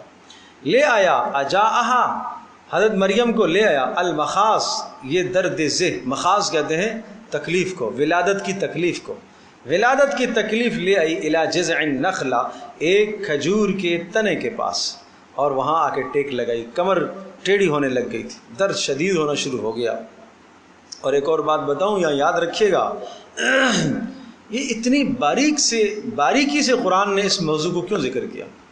ایک تو حضرت زکریا علیہ السلام، یحییٰ علیہ السلام، عیسیٰ علیہ السلام، ان انبیاء علیہ السلام کی پاک دامنیوں کو بیان کرنا ہے، حضرت مریم کی پاک دامنی کو بیان کرنا ہے. ایک بات یہ اپنی جگہ پر ہے، لیکن یہاں سے ایک بات اور ثابت ہو رہی ہے جو نصارہ پر رد ہے، جو یہ کہتے ہیں کہ حضرت مریم یا عیسیٰ وہ رب ہیں، وہ الہ اور معبود ہیں. جو عیسیٰ علیہ السلام کے اندر الوہیت کا عنصر مانتے ہیں، حضرت مریم میں الوہیت اور معبود ہونے کا عنصر مانتے ہیں، انہیں سمجھایا جا رہا ہے کہ حضرت مریم تو خود پریشانی میں مبتلا ہے، بھلا رب ایسا ہوتا ہے جو پریشانی میں مبتلا ہوتا ہے؟ وہ تو خود تکلیفوں سے بیچاری دوچار ہوئی ہے، وہ تو خوب غموں سے دوچار ہوئی ہے، وہ تمہارے غموں کو کہاں سے دور کر سکتی ہے. اور دوسرے مقام پہ کانا یا کلان طعام، عیسیٰ اور مریم دونوں کے دونوں کھانا کھاتے تھے. بھائی جو تو کھانے کا محتاج ہے، بھلا وہ معبود ہو سکتا ہے تمہارا، وہ تمہارا رب ہو سکتا ہے. تو یہ بات بھی سمجھائی جا رہی ہے، اس لیے باریکی سے ان سب باتوں کو اللہ نے ذکر فرمایا. دیکھیں تو جب کھجور کے تنے کے پاس آگے بیٹھی اور وہاں ٹیک لگائی، قالت یا لیتنی مت قبل ھذا، دل میں کہنے لگی، اس لیے کہ غم کی انتہا ہو گئی کہ اب بچہ پیدا ہوگا تو میں کیا کہوں. عفت مآب خاتون کو ظاہر ہے اس کا ایک غم تو لاحق ہوتا ہے. یا لیتنی مت قبل ھذا، کاش کہ میں مر جاتی اس سے پہلے، وکنت نسیا منسیا، اور میں ہوتی بھولی بسری، میرا تصور نہ ہوتا معاشرے میں. فناداها من تحتها الا تحزنی، چونکہ حضرت جبریل یہ ساری باتیں سن رہے ہیں، اور حضرت جبریل نے اللہ کے حکم سے پھر آواز لگائی. من تحتها، اونچی جگہ پر تھی حضرت مریم، جبریل تھوڑا سا کنارے میں ذرا نیچی جگہ پر تھے، وہاں حضرت جبریل نے پھر آواز لگائی، اللہ تحزنی، غم نہ کر، قد جعل ربک تحتک سریا، تیرے پروردگار نے تیرے لیے چشمے کا انتظام کر دیا. دیکھو یہ وہ جگہ ہے کہ جہاں چشمہ پانی آج سے پہلے نہیں تھا. جب قوم آئے گی اور یہ پانی دیکھے گی تو یقیناً آپ کی کچھ نہ کچھ کرامت تو ان کو سمجھ میں آئے گی نا. اور وَهُزِّ إِلَيْكِ بِجِذْعِ النَّخْلَةِ، اور دوسری چیز یہ کہ وَهُزِّ إِلَيْكِ، کہ آپ حرکت دیجئے اپنی طرف جھنجھوڑیے، بِجِذْعِ النَّخْلَةِ، یہ کھجور کے تنے کو اپنی طرف حرکت دیجئے، تو ساقط علیکی رطبا جنیا، یہ گرائے گا آپ کے اوپر تر و تازہ کھجورے.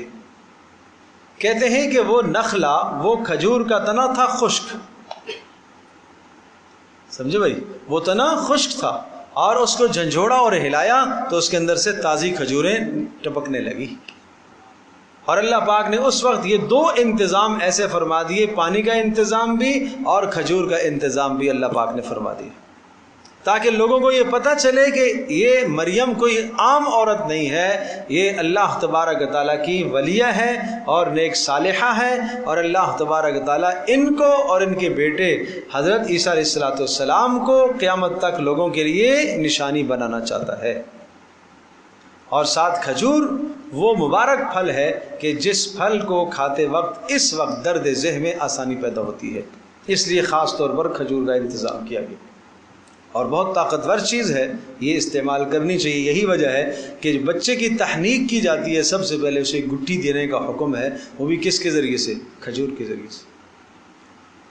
افطار میں جب روزہ آپ افطار کرتے ہیں سب سے پہلے کھجور، کیوں؟ صبح سے لے کر شام تک آپ کا معدہ خالی ہے تو تاکہ سب سے پہلی چیز آپ کے معدے میں جائے وہ کھجور جائے، یہ طاقتور شے ہے۔ تو بہرحال آج کل دیگر ادویات اور دیگر طاقتور چیزوں کو کھاتے کھاتے سوچتے سوچتے اور جناب ان کو استعمال کرتے کرتے ہماری عورتیں ان چیزوں کی خوگر ہو گئی ہیں، فطرت سے ہٹ گئی، فطرت سے ہٹ گئی، اور ان کو استعمال کرنے کے نتیجے میں پھر جو مشکلات درپیش آتی ہیں وہ ایک علیحدہ بات ہے، وہ مشکلات ایک الگ قضیہ ہے، وہ ایک الگ مسئلہ ہے کہ کیا مشکلات ہیں، لیکن یہ فطرت کی چیزیں ہیں، خالق کائنات کا یہ نظام ہے۔ اللہ پاک نے قرآن مقدس میں اس کو ذکر فرمایا، واللہ اخرجکم من بطون امہاتکم، اللہ تمہیں ماؤں کے پیٹوں سے اللہ نکالتا ہے، نسبت اللہ نے اپنی طرف فرمائی۔ لیکن ہم یہاں اتنا اسباب کو لے آتے ہیں، اتنا اسباب کو لے آتے ہیں، اللہ تو بھول ہی جاتا ہے، اور پھر اللہ اس وقت یاد آتا ہے کہ جب ڈاکٹر کہتا ہے بھائی خطرے میں ہے، بس اب دعا کرو، پہلے پیسے ہیں، پیسہ ہے، 2 سال سے جمع کر رہا ہوں، 1 سال سے جمع کر رہا ہوں، جس دن ڈاکٹروں نے جواب دے دیا، خوب انہوں نے نچوڑ لیا، نچوڑنے کے بعد جواب انہوں نے دے دیا، تو اب یہ بھائی دعا کرو، اب دعا، اب دعا، اب اللہ یاد آتا، تو بھائی پہلے دن سے اللہ یاد کرو نا۔ ولادت میں آسانی کے لیے سورہ مریم کا اہتمام ورد کرنا چاہیے، عورت کو اسے پڑھنا چاہیے، عورت کو پڑھنا چاہیے ولادت کی میں آسانی کے لیے۔ جب امید سے ہو جائے تو روزانہ 1 بار سورہ مریم کی تلاوت کیا کرے، اور اگر 1 بار روزانہ نہیں کر سکتی تو آدھی ایک دن آدھی دوسرے دن کر لیا کرے، اتنے بھی نہیں کر سکتی 3 حصوں پر تقسیم کر لے، تو اس کا اہتمام کریں۔ اسی طرح سے اطباء نے لکھا ہے، علماء نے، مفسرین نے لکھا ہے، سورہ ابراہیم ہے، وہ مرد کے لیے طاقتور ہے، اس میں روحانی قوت بھی ہے، جسمانی قوت بھی ہے، کہ جو آدمی سورہ ابراہیم کے پڑھنے کا اہتمام کرتا ہے اللہ تبارک و تعالیٰ اس کو نرینہ اولاد سے نوازتا ہے۔ سورہ ابراہیم کے پڑھنے کا اہتمام، روزانہ 1 بار سورہ ابراہیم پڑھنے کا اہتمام۔ تو بہرحال یقیناً قرآن مجید کی کچھ آیات، کچھ صورتیں اور کچھ واقعات ایسے ہیں کہ جن واقعات کا اس خاص موضوع سے خاص تعلق ہوتا ہے، تو اس تعلق کی وجہ سے پھر اس میں اثر زیادہ بڑھ جاتا ہے، تو اس لیے سورہ مریم کی تلاوت خواتین کریں۔ تو بہرحال میں عرض کر رہا تھا کہ اللہ تبارک و تعالیٰ نے اس نظام کو اپنی طرف منسوب فرمایا، اور سورہ عبس آخری پارے کے اندر کیا ارشاد فرمایا، ثم السبیل یسرہ من ای شیء خلق، کس چیز سے بنایا تمہیں انسان، من نطفۃ خلق، ایک پانی کے قطرے سے، فقدر، اور اس پانی کے قطرے کو رحم مادر میں، ماں کے رحم میں ٹھہرایا، پھر کیا فرمایا، ثم السبیل یسرہ، پھر اس اللہ نے راستہ آسان کیا ہے باہر آنے کا، اس اللہ نے راستہ آسان کر دیا ہے۔ اور آج ہم دنیا میں جس دنیا میں چل رہے ہیں یہاں راستوں کو مشکل بنا دیے، یہ تو ہو ہی نہیں سکتی ولادت بھائی، یہ تو ہو ہی، جان کو خطرہ ہے، بچے کی جان کو خطرہ ہے، ماں کی جان کو خطرہ ہے، اس قسم کی باتیں کہہ کہہ کے اتنا ڈرا دیا جاتا ہے کہ مجبور کر کے لے آتے ہیں آپریشن پر، جب مجبور کر کے لے آتے ہیں آپریشن پر، اور چونکہ پیچھے منصوبے یہ ہیں کہ بچے 2-4 سے زیادہ ہونے نہیں چاہیے، الامان والحفیظ۔ تو بہرحال اللہ پاک نے اس نظام کو اپنی طرف منسوب فرمایا ہے، ثم السبیل یسرہ، وہ اللہ آسان کرتا ہے، تو اللہ سے آسانیاں مانگتے رہنا چاہیے۔ یہ آیت جو میں پڑھ رہا ہوں ثم السبیل یسرہ، یہ بھی کثرت سے پڑھنی چاہیے، اس خاص ولادت کے وقت ثم السبیل یسرا، اس کو بھی کثرت سے پڑھتے رہنا چاہیے، یہ بھی آسانی پیدا کرتا ہے۔ اسی طرح سے اذا السماء انشقت وادنت لربها وحقت واذا الارض مدت والقت ما فيها وتخلت، یہاں تک یہ آیات بھی کثرت سے پڑھنے کا اہتمام کیجیے، پڑھ کے دم کیجیے، اس کا بھی اثر ہوگا۔ عورت خود بھی پڑھ سکتی ہے ولادت سے پہلے تک، اور اسی طرح سے مرد حضرات جو محرم ہیں یعنی شوہر پڑھ کے وہ اسے پلائے تو اس کا بھی انشاءاللہ اثر ہوگا، آسانی پیدا ہوگی۔ تو ساقط علیہ کی رطبا جنیا فکلی وشربی، لہٰذا آپ کھائیے، وشربی کھائیے، یعنی یہ کھجور کے دانے آپ لیجئے کھائیے، وشربی اور اس چشمے سے پیجئے، وقری عینا اور اپنی آنکھوں کو ٹھنڈا کیجئے، وقری عینا اور اپنی آنکھوں کو ٹھنڈا کیجئے۔ ظاہر ہے آنکھوں کو ٹھنڈا کرنے سے مراد کیا ہے کہ بچہ اللہ عطا کرے گا تو بچہ تمہارے لیے آنکھوں کو ٹھنڈا کرنے کی دلیل اور ذریعہ ہے۔ اچھا، عفت اور پاک دامنی کا کیا ہوگا، لوگ کیا کہیں گے، اگلی بات دیکھیے۔ فَإِمَّا تَرَيِنَّ، جو اللہ کی رضا کے لیے اللہ کی باتوں کو سنتا ہے تو پھر اللہ پاک خود لوگوں سے انتظام کر لیتا ہے، نہیں سمجھے بات، اللہ پاک پھر لوگوں سے خود ہی بچاتا ہے نا۔ فَإِمَّا تَرَيِنَّ مِنَ الْبَشَرِ أَحَدًا، اور اگر تمہیں کوئی انسان دیکھ لے اور بات کرنا چاہے، فقولی، تو اسے کہہ دینا انی نذرت للرحمن صوما، میں نے اپنے رحمان کے لیے اللہ کے لیے نظر مانی ہے، صومن روزے کی۔ اور اس زمانے میں روزہ یہ ہوتا تھا کہ بات بھی نہیں کی جا سکتی تھی، روزے میں بات نہیں ہوتی تھی۔ فلن اکلم اليوم انسیا، آج میں کسی انسان سے بات نہیں کروں گی۔ بچہ پیدا ہو گیا، اب لے کر فاتت بھی قومہا تحمل، فاتت بھی اٹھائے ہوئے لائی اپنی قوم کے پاس، اپنے لوگوں کے پاس، خاندان والوں کے پاس۔ ایک دم سب نے دیکھا، قالو کہنے لگے یا مریم لقد جئت شیئا فریا، یہ خلاف توقع چیز کہاں سے لے آئی ہو، خلاف واقع، خلاف عقل، خلاف توقع، اس لیے کہ شادی تیری ہوئی نہیں، یہ ہوا کہاں سے، بچہ کیسے آ گیا۔ ایک ڈنڈورا پیٹ لیا لوگوں نے، ایک ہنگامہ برپا ہو گیا۔ یا اخت ہارون، ڈانٹ ٹپٹ کرنا شروع کر دی سب نے، یا اخت ہارون، اے ہارون کی بہن۔ یہ ہارون کی بہن، ہارون کون تھے؟ بعض نے کہا کہ ہارون ان کے جو ہے خاندان میں کوئی آدمی تھے، یا حضرت ہارون علیہ السلام کی نسل سے سلسلہ ان کا چلا آ رہا تھا، بہرحال واللہ عالم۔ یا اخت ہارون ما کان ابوک امرأ سوء، تیرا باپ کوئی برا آدمی نہیں تھا، وما کانت امک بغیہ، اور نہ تیری ماں کوئی باغیہ اور فاحشہ عورت تھی۔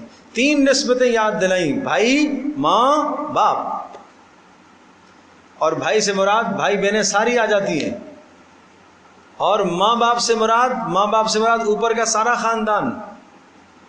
تو مطلب یہ ہوا کہ ایک عورت کی عزت وہ اس کی اپنی ذات کی عزت نہیں ہے، پورے خاندان کی عزت ہے۔ یہ تو نے کیا کیا، تو نے اپنے بھائی کی بھی لاج نہ رکھی، بھائی کو بدنام کرا رہی ہو، باپ کی بھی لاج نہ رکھی، ماں کی بھی لاج نہ رکھی، دادی دادا نانی نانا اوپر کے سارے آ جائیں گے اس میں، ان سب کی تو نے لاج نہیں رکھی، اور اپنے خاندان کی تو نے بالکل نہیں لاج رکھی۔ تو پتہ یہ چلا کہ ایک عورت کی عزت کا داغدار ہونا وہ صرف اس کی ذات تک نہیں ہے، پورے خاندان کو جاتا ہے۔ اس لیے فرمایا یا اخت ہارون، اے ہارون کی بہن، ما کان ابوک امرأ سوء وما کانت امک بغیہ۔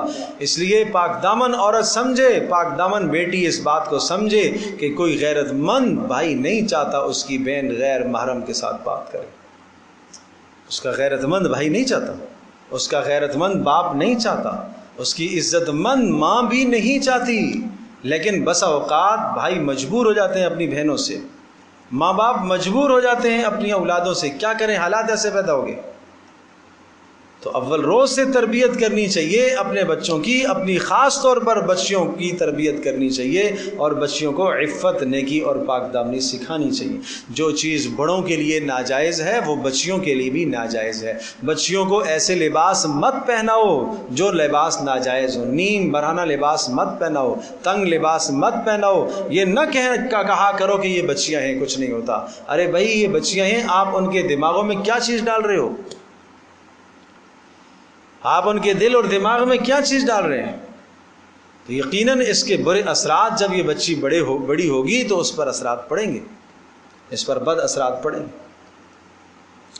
تو اس لیے بچیوں سے میری درخواست ہے، بہنوں سے میری درخواست ہے کہ بہت بہت خیال اس آج کے اس معاشرے کے اندر اپنی عفت کو، اپنی پاک دامنی کو، اپنی عزت کو برقرار رکھنا اور اس کو پاک باز رکھنا، حضرت مریم کی طرح۔ حضرت مریم کا تذکرہ اس لیے اللہ نے ذکر کیا، حضرت مریم کا تذکرہ اس لیے کیا کہ دیکھو نا ایک جوان عورت نے کس طرح سے اپنے جذبات پر کیسے قابو رکھا، اور کس طرح سے قرآن نے خاص طور پر حضرت مریم کے جس وصف کو ذکر کیا وہ کیا ہے، وَأَحْسَنَتْ فَرْجَهَا، اپنی عزت کی حفاظت کی انہوں نے۔ حضرت مریم کی عبادت کو ذکر کیا، حضرت مریم کے روزے کو ذکر کیا، حضرت مریم کے اخلاق کو ذکر کیا، لیکن سب سے زیادہ قرآن جس چیز کو الگ سے ذکر کرتا ہے وہ ہے عزت کی حفاظت۔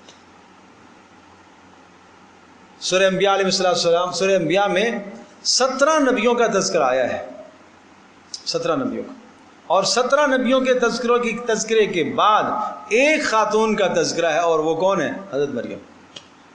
والتی احسنت فرجہا، اور حضرت مریم کا جب تذکرہ آیا سورہ انبیاء میں کہ تو کس لفظ سے کہا؟ اس عورت کو بھی یاد کرو جس نے اپنی عزت کو کیسے محفوظ کیا۔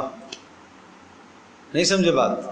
حضرت ایوب علیہ السلام کی بیماری، دیکھو بیماری میں کیسے انہوں نے صبر کیا۔ زکریا علیہ السلام کی مشکل، دیکھو کس طرح سے انہوں نے مشکلوں میں صبر کیا۔ ابراہیم علیہ السلام کا تذکرہ، دیکھو آگ میں ڈالے گے کتنے مصائب اور مشکلات سے گزارے گے۔ داؤد علیہ السلام، سلیمان علیہ السلام، ایوب علیہ السلام، زکریا علیہ السلام، یحییٰ علیہ السلام، سب انبیاء کے تذکرے آئے، لیکن جب حضرت مریم کا تذکرہ آیا تو ان کا کیا وصف ذکر فرمایا؟ والتی احسنت فرجہا، کہ اس مریم کا تذکرہ بھی کرو اور انہیں بھی یاد رکھو کہ دیکھو کس طرح سے انہوں نے اپنی عزت کی حفاظت کی ہے۔ تو یہ ایک پاک دامن خاتون کے لیے نشانی ہے، اس لیے کہا کہ قیامت تک ہم ان کو نشانی بنانا چاہتے ہیں۔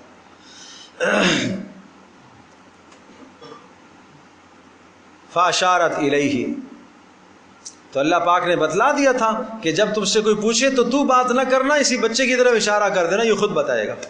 فاشارت الیہ، بچے کی طرف اشارہ کر دیا۔ قالو، کہنے لگے لوگ استہزان مذاقن، کیف نکلم من کان فی المہد صبیا، ہم کیسے بات کر سکتے ہیں اس سے جو بچہ گود میں ہے۔ تو یہ کہنا تھا کہ حضرت عیسیٰ علیہ السلام خود بول پڑے۔ قالا، کہنے لگے انی عبد اللہ، میں اللہ کا بندہ۔ اب دیکھو ایک بچے میں کیا صفات ہونی چاہیے، وہ صفات اللہ پاک یہ تمام صفات ہمارے بچوں میں پیدا فرمائے بھائی، یہ صفات دیکھو اور ان صفات پر بچوں کی تربیت کرو۔ انی عبداللہ، میں اللہ کا بندہ ہوں۔ تو کیا معنی؟ بندگی، عبدیت، اللہ کا بندہ ہونا، اللہ کی بندگی۔ آپ یہ نہ کہا کرو ابھی تو یہ بچہ ہے، بڑا ہوگا تو عبادت کر لے گا نا، نہیں، انی عبداللہ۔ چند گھنٹے کی ولادت کے بعد حضرت عیسیٰ علیہ السلام کیا فرما رہے ہیں؟ انی عبداللہ، میں اللہ کا بندہ ہوں، بندگی ہے میرے اندر۔ آتانی الکتاب، اللہ نے مجھے کتاب دی، انجیل، بچپن سے نبی بنا دیا۔ وجعلنی نبیا، اللہ نے مجھے نبی بنا دیا۔ اور وجعلنی مبارکن، اب کتاب اور نبوت تو نہ رہی، لیکن باقی صفات تو کر سکتے ہو، باقی صفات تو اولادوں کے اندر آ سکتی ہیں۔ وجعلنی مبارکن، اور اللہ نے مجھے بابرکت بنایا، اینما کنت، جہاں پر بھی میں ہوں۔ واوصانی بالصلاۃ، اور رب نے مجھے حکم دیا ہے نماز کا حکم دیا ہے۔ حضرت عیسیٰ اپنا تعارف کس سے کرا رہے ہیں؟ میں نمازی ہوں، نماز سے تعارف کرا رہے ہیں۔ اللہ اکبر، حضرت عیسیٰ کا تعارف کس چیز سے ہو رہا ہے؟ نماز سے۔ وَأَوْصَانِي بِالصَّلَاةِ، میرے رب نے مجھے نماز کا حکم دیا، وَالزَّكَاةِ، اور زکوٰۃ کا حکم دیا، مَا دُمْتُ حَيًّا، جب تک میں زندہ رہوں گا زکوٰۃ نماز سے خلاصی نہیں ہے۔ وَبَرًّا بِوَالِدَتِي، اور میں اپنی ماں کا فرما بردار، باپ تو ہے نہیں، میں اپنی ماں کا فرما بردار۔ وَلَمْ يَجْعَلْنِي جَبَّارًا شَقِيًّا، اور ظالم اللہ نے مجھے نہیں بنایا، اور شقی اور بد نصیب بھی نہیں بنایا کہ میں ماں کی نافرمانی کروں۔ پتہ چلا کہ ماں کی نافرمانی کرنا یہ بد نصیبی کی بات ہے، سمجھے بھائی؟ ماں کی نافرمانی کرنا بد نصیبی کی بات ہے۔ اس لیے اولادوں کو چاہیے خاص طور پر بیٹوں کو، بیٹیوں کو، سب کو اپنی ماں باپ کی فرما برداری کیا کرو، ماں باپ کی نافرمانی سے اپنے آپ کو بچاؤ۔ دیکھو مکافات عمل، ماں باپ کی نافرمانی کرو گے، دل دکھاؤ گے، تو دل دکھانے کا گناہ تو شاید معاف ہو جائے، لیکن دیکھو اس دنیا کے اندر جو فطرت کے قانون ہیں، مکافات عمل، وہ ملے گی، ضرور وہ ملے گی۔ اگر ماں باپ کو ناراض کیا اور ماں باپ کی نافرمانی کی تو اولاد تمہاری نافرمان آئے گی، تمہاری اپنی اولاد نافرمان ہوگی۔ دو جرائم یعنی دو سزائیں ایسی ہیں جو ماں باپ کی نافرمانی پر نقد دنیا میں ملتی ہیں، نمبر 1 مال کی تنگی، اور نمبر 2 اولادوں کا نافرمان ہونا، اولادوں کا نافرمان ہونا۔ اللہ پاک ہم سب کی حفاظت فرمائے۔ والسلام علیہ یوم ولدت، اور عیسیٰ کہنے لگے میرے اوپر پروردگار کی سلامتی ہو جس دن میں پیدا ہوا، ویوم اموت، جس دن میں مروں گا، ویوم ابعث حیا، اور جس دن میں زندہ کیا جاؤں گا۔ ذالک عیسیٰ ابن مریم۔ اب بات آئی، میں نے ایک بات آپ سے کہی تھی کہ جہاں حضرت مریم اور حضرت عیسیٰ کا تذکرہ آتا ہے وہاں ان کی پاک دامنی کے ساتھ ساتھ نصارہ پر رد ہوتا ہے، نصارہ پر رد ہوتا ہے کہ انہوں نے کیا کہا؟ انہوں نے کہا کہ عیسیٰ ابن اللہ، اللہ کا بیٹا ہے، عیسیٰ اللہ ہے، اور حضرت مریم کو بھی انہوں نے الوہیت کا درجہ دیا ہے۔ تو فرمایا ذالک عیسیٰ ابن مریم، یہ عیسیٰ ابن مریم ہے بھائی، یہ عیسیٰ ابن اللہ نہیں ہے۔ اور یہودیوں پر بھی رد ہے، انہوں نے کہا تھا یہ عیسیٰ ابن الزنا، معاذ اللہ ثم معاذ اللہ، باپ کے بغیر پیدا ہوا تو یہ کیا ہوا؟ ابن الزنا۔ تو اللہ پاک نے فرمایا نہیں یہ ابن مریم ہے، اس کی نسبت مریم کی طرف جائے گی، ماں کی طرف جائے گی۔ قول الحق الذی فیہ یمترون، میں وہ بات کہتا ہوں جس میں یہ شک کرتے ہیں۔ ما کان للہ ان یتخذ من ولد، سبحانہ، اللہ کو زیب نہیں دیتا کہ اللہ پاک اپنے لیے اولاد ٹھہرائے، سبحانہ، وہ پاک ہے اولاد سے۔ اذا قضا امرا، جب وہ فیصلہ کرتا ہے، فانما یقول له کن فیکون، وہ کہتا ہے ہو جا، پیدا ہو جا تو وہ ہو جاتا ہے۔ وان اللہ ربی وربکم، اور سن لو میرا پروردگار اور تمہارا پروردگار، سب کا رب کون ہے؟ اللہ۔ یہ حدیث علیہ السلام کی تقریر ہے، یہ بیچ میں اللہ کی طرف سے الفاظ آ گئے کہ یہ ہیں عیسیٰ بن مریم جن کو تم رب مانتے ہو، نہیں یہ ابن مریم، یہ اللہ نے پیدا کیے ہیں، پیدائش کا تذکرہ کیا کہ دیکھو یہ پیدا ہوئے ہیں، اور رب اور معبود وہ ہوتا ہے جو پیدا نہیں ہوتا، اس کو وہ مخلوق نہیں ہے، تو عیسیٰ علیہ السلام تو مخلوق ہیں۔ وَإِنَّ اللَّهَ رَبِّي وَرَبَّكُمْ، اور اللہ پاک میرا اور تمہارا رب ہے، فَاعْبُدُوهُ، لہذا اسی کی بندگی کرو، هَذَا صِرَاطٌ مستقیم، یہ ہے سیدھا راستہ کہ اللہ ہی کی بندگی کرو۔ فَاخْتَلَفَ الْأَحْزَابُ مِن بَيْنِهِمْ، اس کے بعد احزاب میں آپس میں اختلاف ہو گیا، فَاخْتَلَفَ الْأَحْزَابُ، اختلاف ہو گیا گروہوں کے اندر عیسیٰ علیہ السلام کے حوالے سے۔ بعض نے کہا کہ جناب یہ عیسیٰ اللہ کا بیٹا ہے، بعض نے کہا کہ جناب اللہ کی روح اس کے اندر حلول کر کے آ جاتی ہے، اور بعض نے کہا کہ جناب یہ اللہ کا کوئی جز ہے، اس قسم کے بیہودہ باتیں کہنے لگے۔ فرمایا یہ سب اختلافی باتیں جو انہوں نے دین میں اختلافات گھڑ لیے، فویل للذین کفروا، تباہی ہے ان لوگوں کے لیے جنہوں نے کفر کیا، من مشہد یوم عظیم، جس دن اس بڑے دن کے سامنے حاضر ہوں گے، اسمع بہم و ابصر، کیا ہی خوب سنیں گے اس دن اور کیا ہی خوب دیکھیں گے۔ آج تو یہ نہیں سنتے نا اللہ کی باتوں کو اور اللہ کی نشانیوں کو نہیں دیکھتے، یہ قیامت جب آئے گی تو یہ سب خوب سنیں گے بھی اور خوب دیکھیں گے بھی، سب پتہ چل جائے گا اس وقت۔ یوم یاتوننا، جس دن یہ ہمارے پاس آئیں گے، لیکن الظالمون اليوم، لیکن ظالم لوگ اس دن فی ضلال مبین، وہ ہوں گے کھلی گمراہی میں۔ وانذرہم یوم الحسرہ، اور آپ ڈرائیے ان کو یوم الحسرہ، اس افسوس والے دن، قیامت والا دن جو افسوس والا ہوگا۔ اذ قضی الامر، جب فیصلہ ہوگا، وہم فی غفلۃ وہم لا یؤمنون، آج یہ غفلت میں پڑے ہوئے ہیں اور قیامت پر ایمان نہیں رکھتے۔ انا نحن نرث الارض، بے شک ہم ہی ہیں، انا نحن نرث الارض، ہم ہی ہیں اس زمین کے وارث، ومن علیہا، اور جو اس زمین پر ہیں سب کے وارث اور مالک ہم ہیں، عیسیٰ بن مریم کسی کے مالک نہیں ہیں۔ نہیں سمجھے بات؟ یہ رد ہے نصارہ پر، عیسیٰ بن مریم کسی کے مالک نہیں ہیں، اور عیسیٰ علیہ السلام کی والدہ حضرت مریم وہ بھی کسی کی مالکہ نہیں ہیں، یہ سب کچھ صرف اور صرف اللہ کا ہے۔ وَإِنَّا وَإِلَيْنَا يُرْجَعُونَ، اور سب کے سب ہماری طرف لوٹ کر آئیں گے اور ضرور بھگتیں گے، ان کو سزا ہم دیں گے اور ان کے اعمال کا بدلہ انہیں دیں گے۔ تو یہ پہلا حصہ مکمل کر لیا ہے، اور دوسرا حصہ اس میں نے عرض کیا تھا کہ بنو اسماعیل اور بنو اسرائیل کے احوال ہیں، وہ 2 رکوع انشاءاللہ پھر اگلی نشست میں کوشش کریں گے کہ اگلی نشست میں انشاءاللہ صورت مکمل ہو جائے گی۔ آج ذرا یہ تفصیل تھی حضرت مریم کی پاک دامنی اور حضرت عیسیٰ علیہ السلام کے احوال اور حضرت زکریا یحییٰ علیہ السلام کے احوال، تو اس لیے ذرا تفصیل ہو گئی۔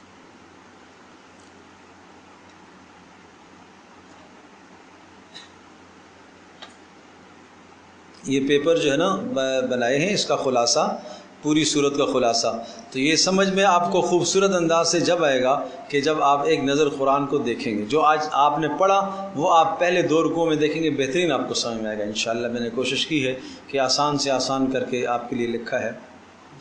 الحمدللہ رب العالمین والصلاة والسلام علی سید الانبیاء والمرسلین وعلی آلہ وصحبہ اجمعین۔ ربنا آتنا فی الدنیا حسنہ وفی الآخرۃ حسنہ وقنا عذاب النار۔ اللہم احسن عاقبتنا فی الامور کلہا واجرنا من خزی الدنیا وعذاب الآخرہ۔ اللہم انا نعوذ بک من الفتن ما ظہر منها وما بطن۔ اللہم ارحمنا بالقرآن العظیم واجعل لنا اماما ونورا وہدى ورحمہ۔ اللہم ذکرنا مما نسینا وعلمنا مما جہلنا وارزقنا تلاوته آناء اللیل اطراف النہار وجعلہ لنا حجۃ یا رب العالمین۔ اے اللہ ہماری اس کوشش کو قبول فرما۔ اے اللہ جتنے بزرگ حضرات تشریف لائے ہیں، مائیں بہنیں آئی ہیں، جوان آئے ہیں، سب کا آنا قبول فرما۔ اے اللہ سب کا آنا قبول فرما۔ اے اللہ ان پیارے پیغمبروں کے جو اخلاق اور کردار ہم نے پڑھے، اے اللہ یہ اخلاق اور کردار ہمیں اپنانے کی توفیق نصیب فرما۔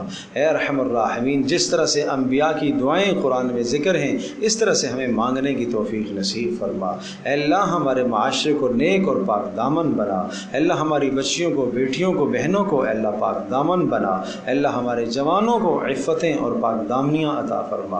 اے اللہ ہر برائی سے، ہر شر سے ہمارے جوانوں کی، ہماری بچیوں کی، سب کی تو حفاظت فرما۔ اے اللہ جن کے یہاں اولاد نہیں ہے، اے اللہ اپنے فضل سے، اپنے کرم سے نیک صالح اولاد عطا فرما۔ اے اللہ نیک صالح اولاد نصیب فرما۔ اے اللہ جیسا کہ تو نے حضرت زکریا علیہ السلام کو اولاد عطا فرمائی ہے، اے اللہ اسی طرح سے اے اللہ نیک صالح اولاد نصیب فرما۔ اے اللہ جن کے یہاں اولادیں ہیں، اے اللہ اولادوں کو نیک صالح اور فرما بردار بنا۔ اے اللہ زکریا علیہ السلام نے جن صفات کے ساتھ بیٹا مانگا ہے، اے اللہ وہ صفات ہمارے بچوں میں پیدا فرما۔ اے اللہ عیسیٰ علیہ السلام کی صفات ہمارے بچوں میں پیدا فرما، ہمارے جوانوں میں بھی یہ صفات پیدا فرما۔ اے اللہ ہماری جوان بچیوں میں حضرت مریم کی صفات پیدا فرما۔ اے اللہ ہماری بیٹیوں میں حضرت مریم کی صفات پیدا فرما۔ اے اللہ ہماری بچیوں میں حضرت مریم کی صفات پیدا فرما۔ اے ارحم الراحمین، اے اللہ جن لوگوں نے اس سلسلے میں کوشش کی ہے ان سب کی کوششوں کو قبول فرما۔ اے اللہ جن جوانوں نے کوشش کی ہے سب کی کوششوں کو قبول فرما۔ ماؤں بہنوں نے دائیں بائیں کہا کہلایا، اے اللہ پوسٹیں چلائی ہیں، سب کی محنتوں کو قبول فرما، سب کی کوششوں کو قبول فرما۔ اے اللہ ہماری اس مجلس کو قبول فرما۔ اٹھنے سے پہلے ہم سب کے گناہوں کو معاف فرما۔ اے اللہ ہم سب کے گناہوں کو معاف فرما۔ وصلی اللہ تعالی علی خیر خلق محمد۔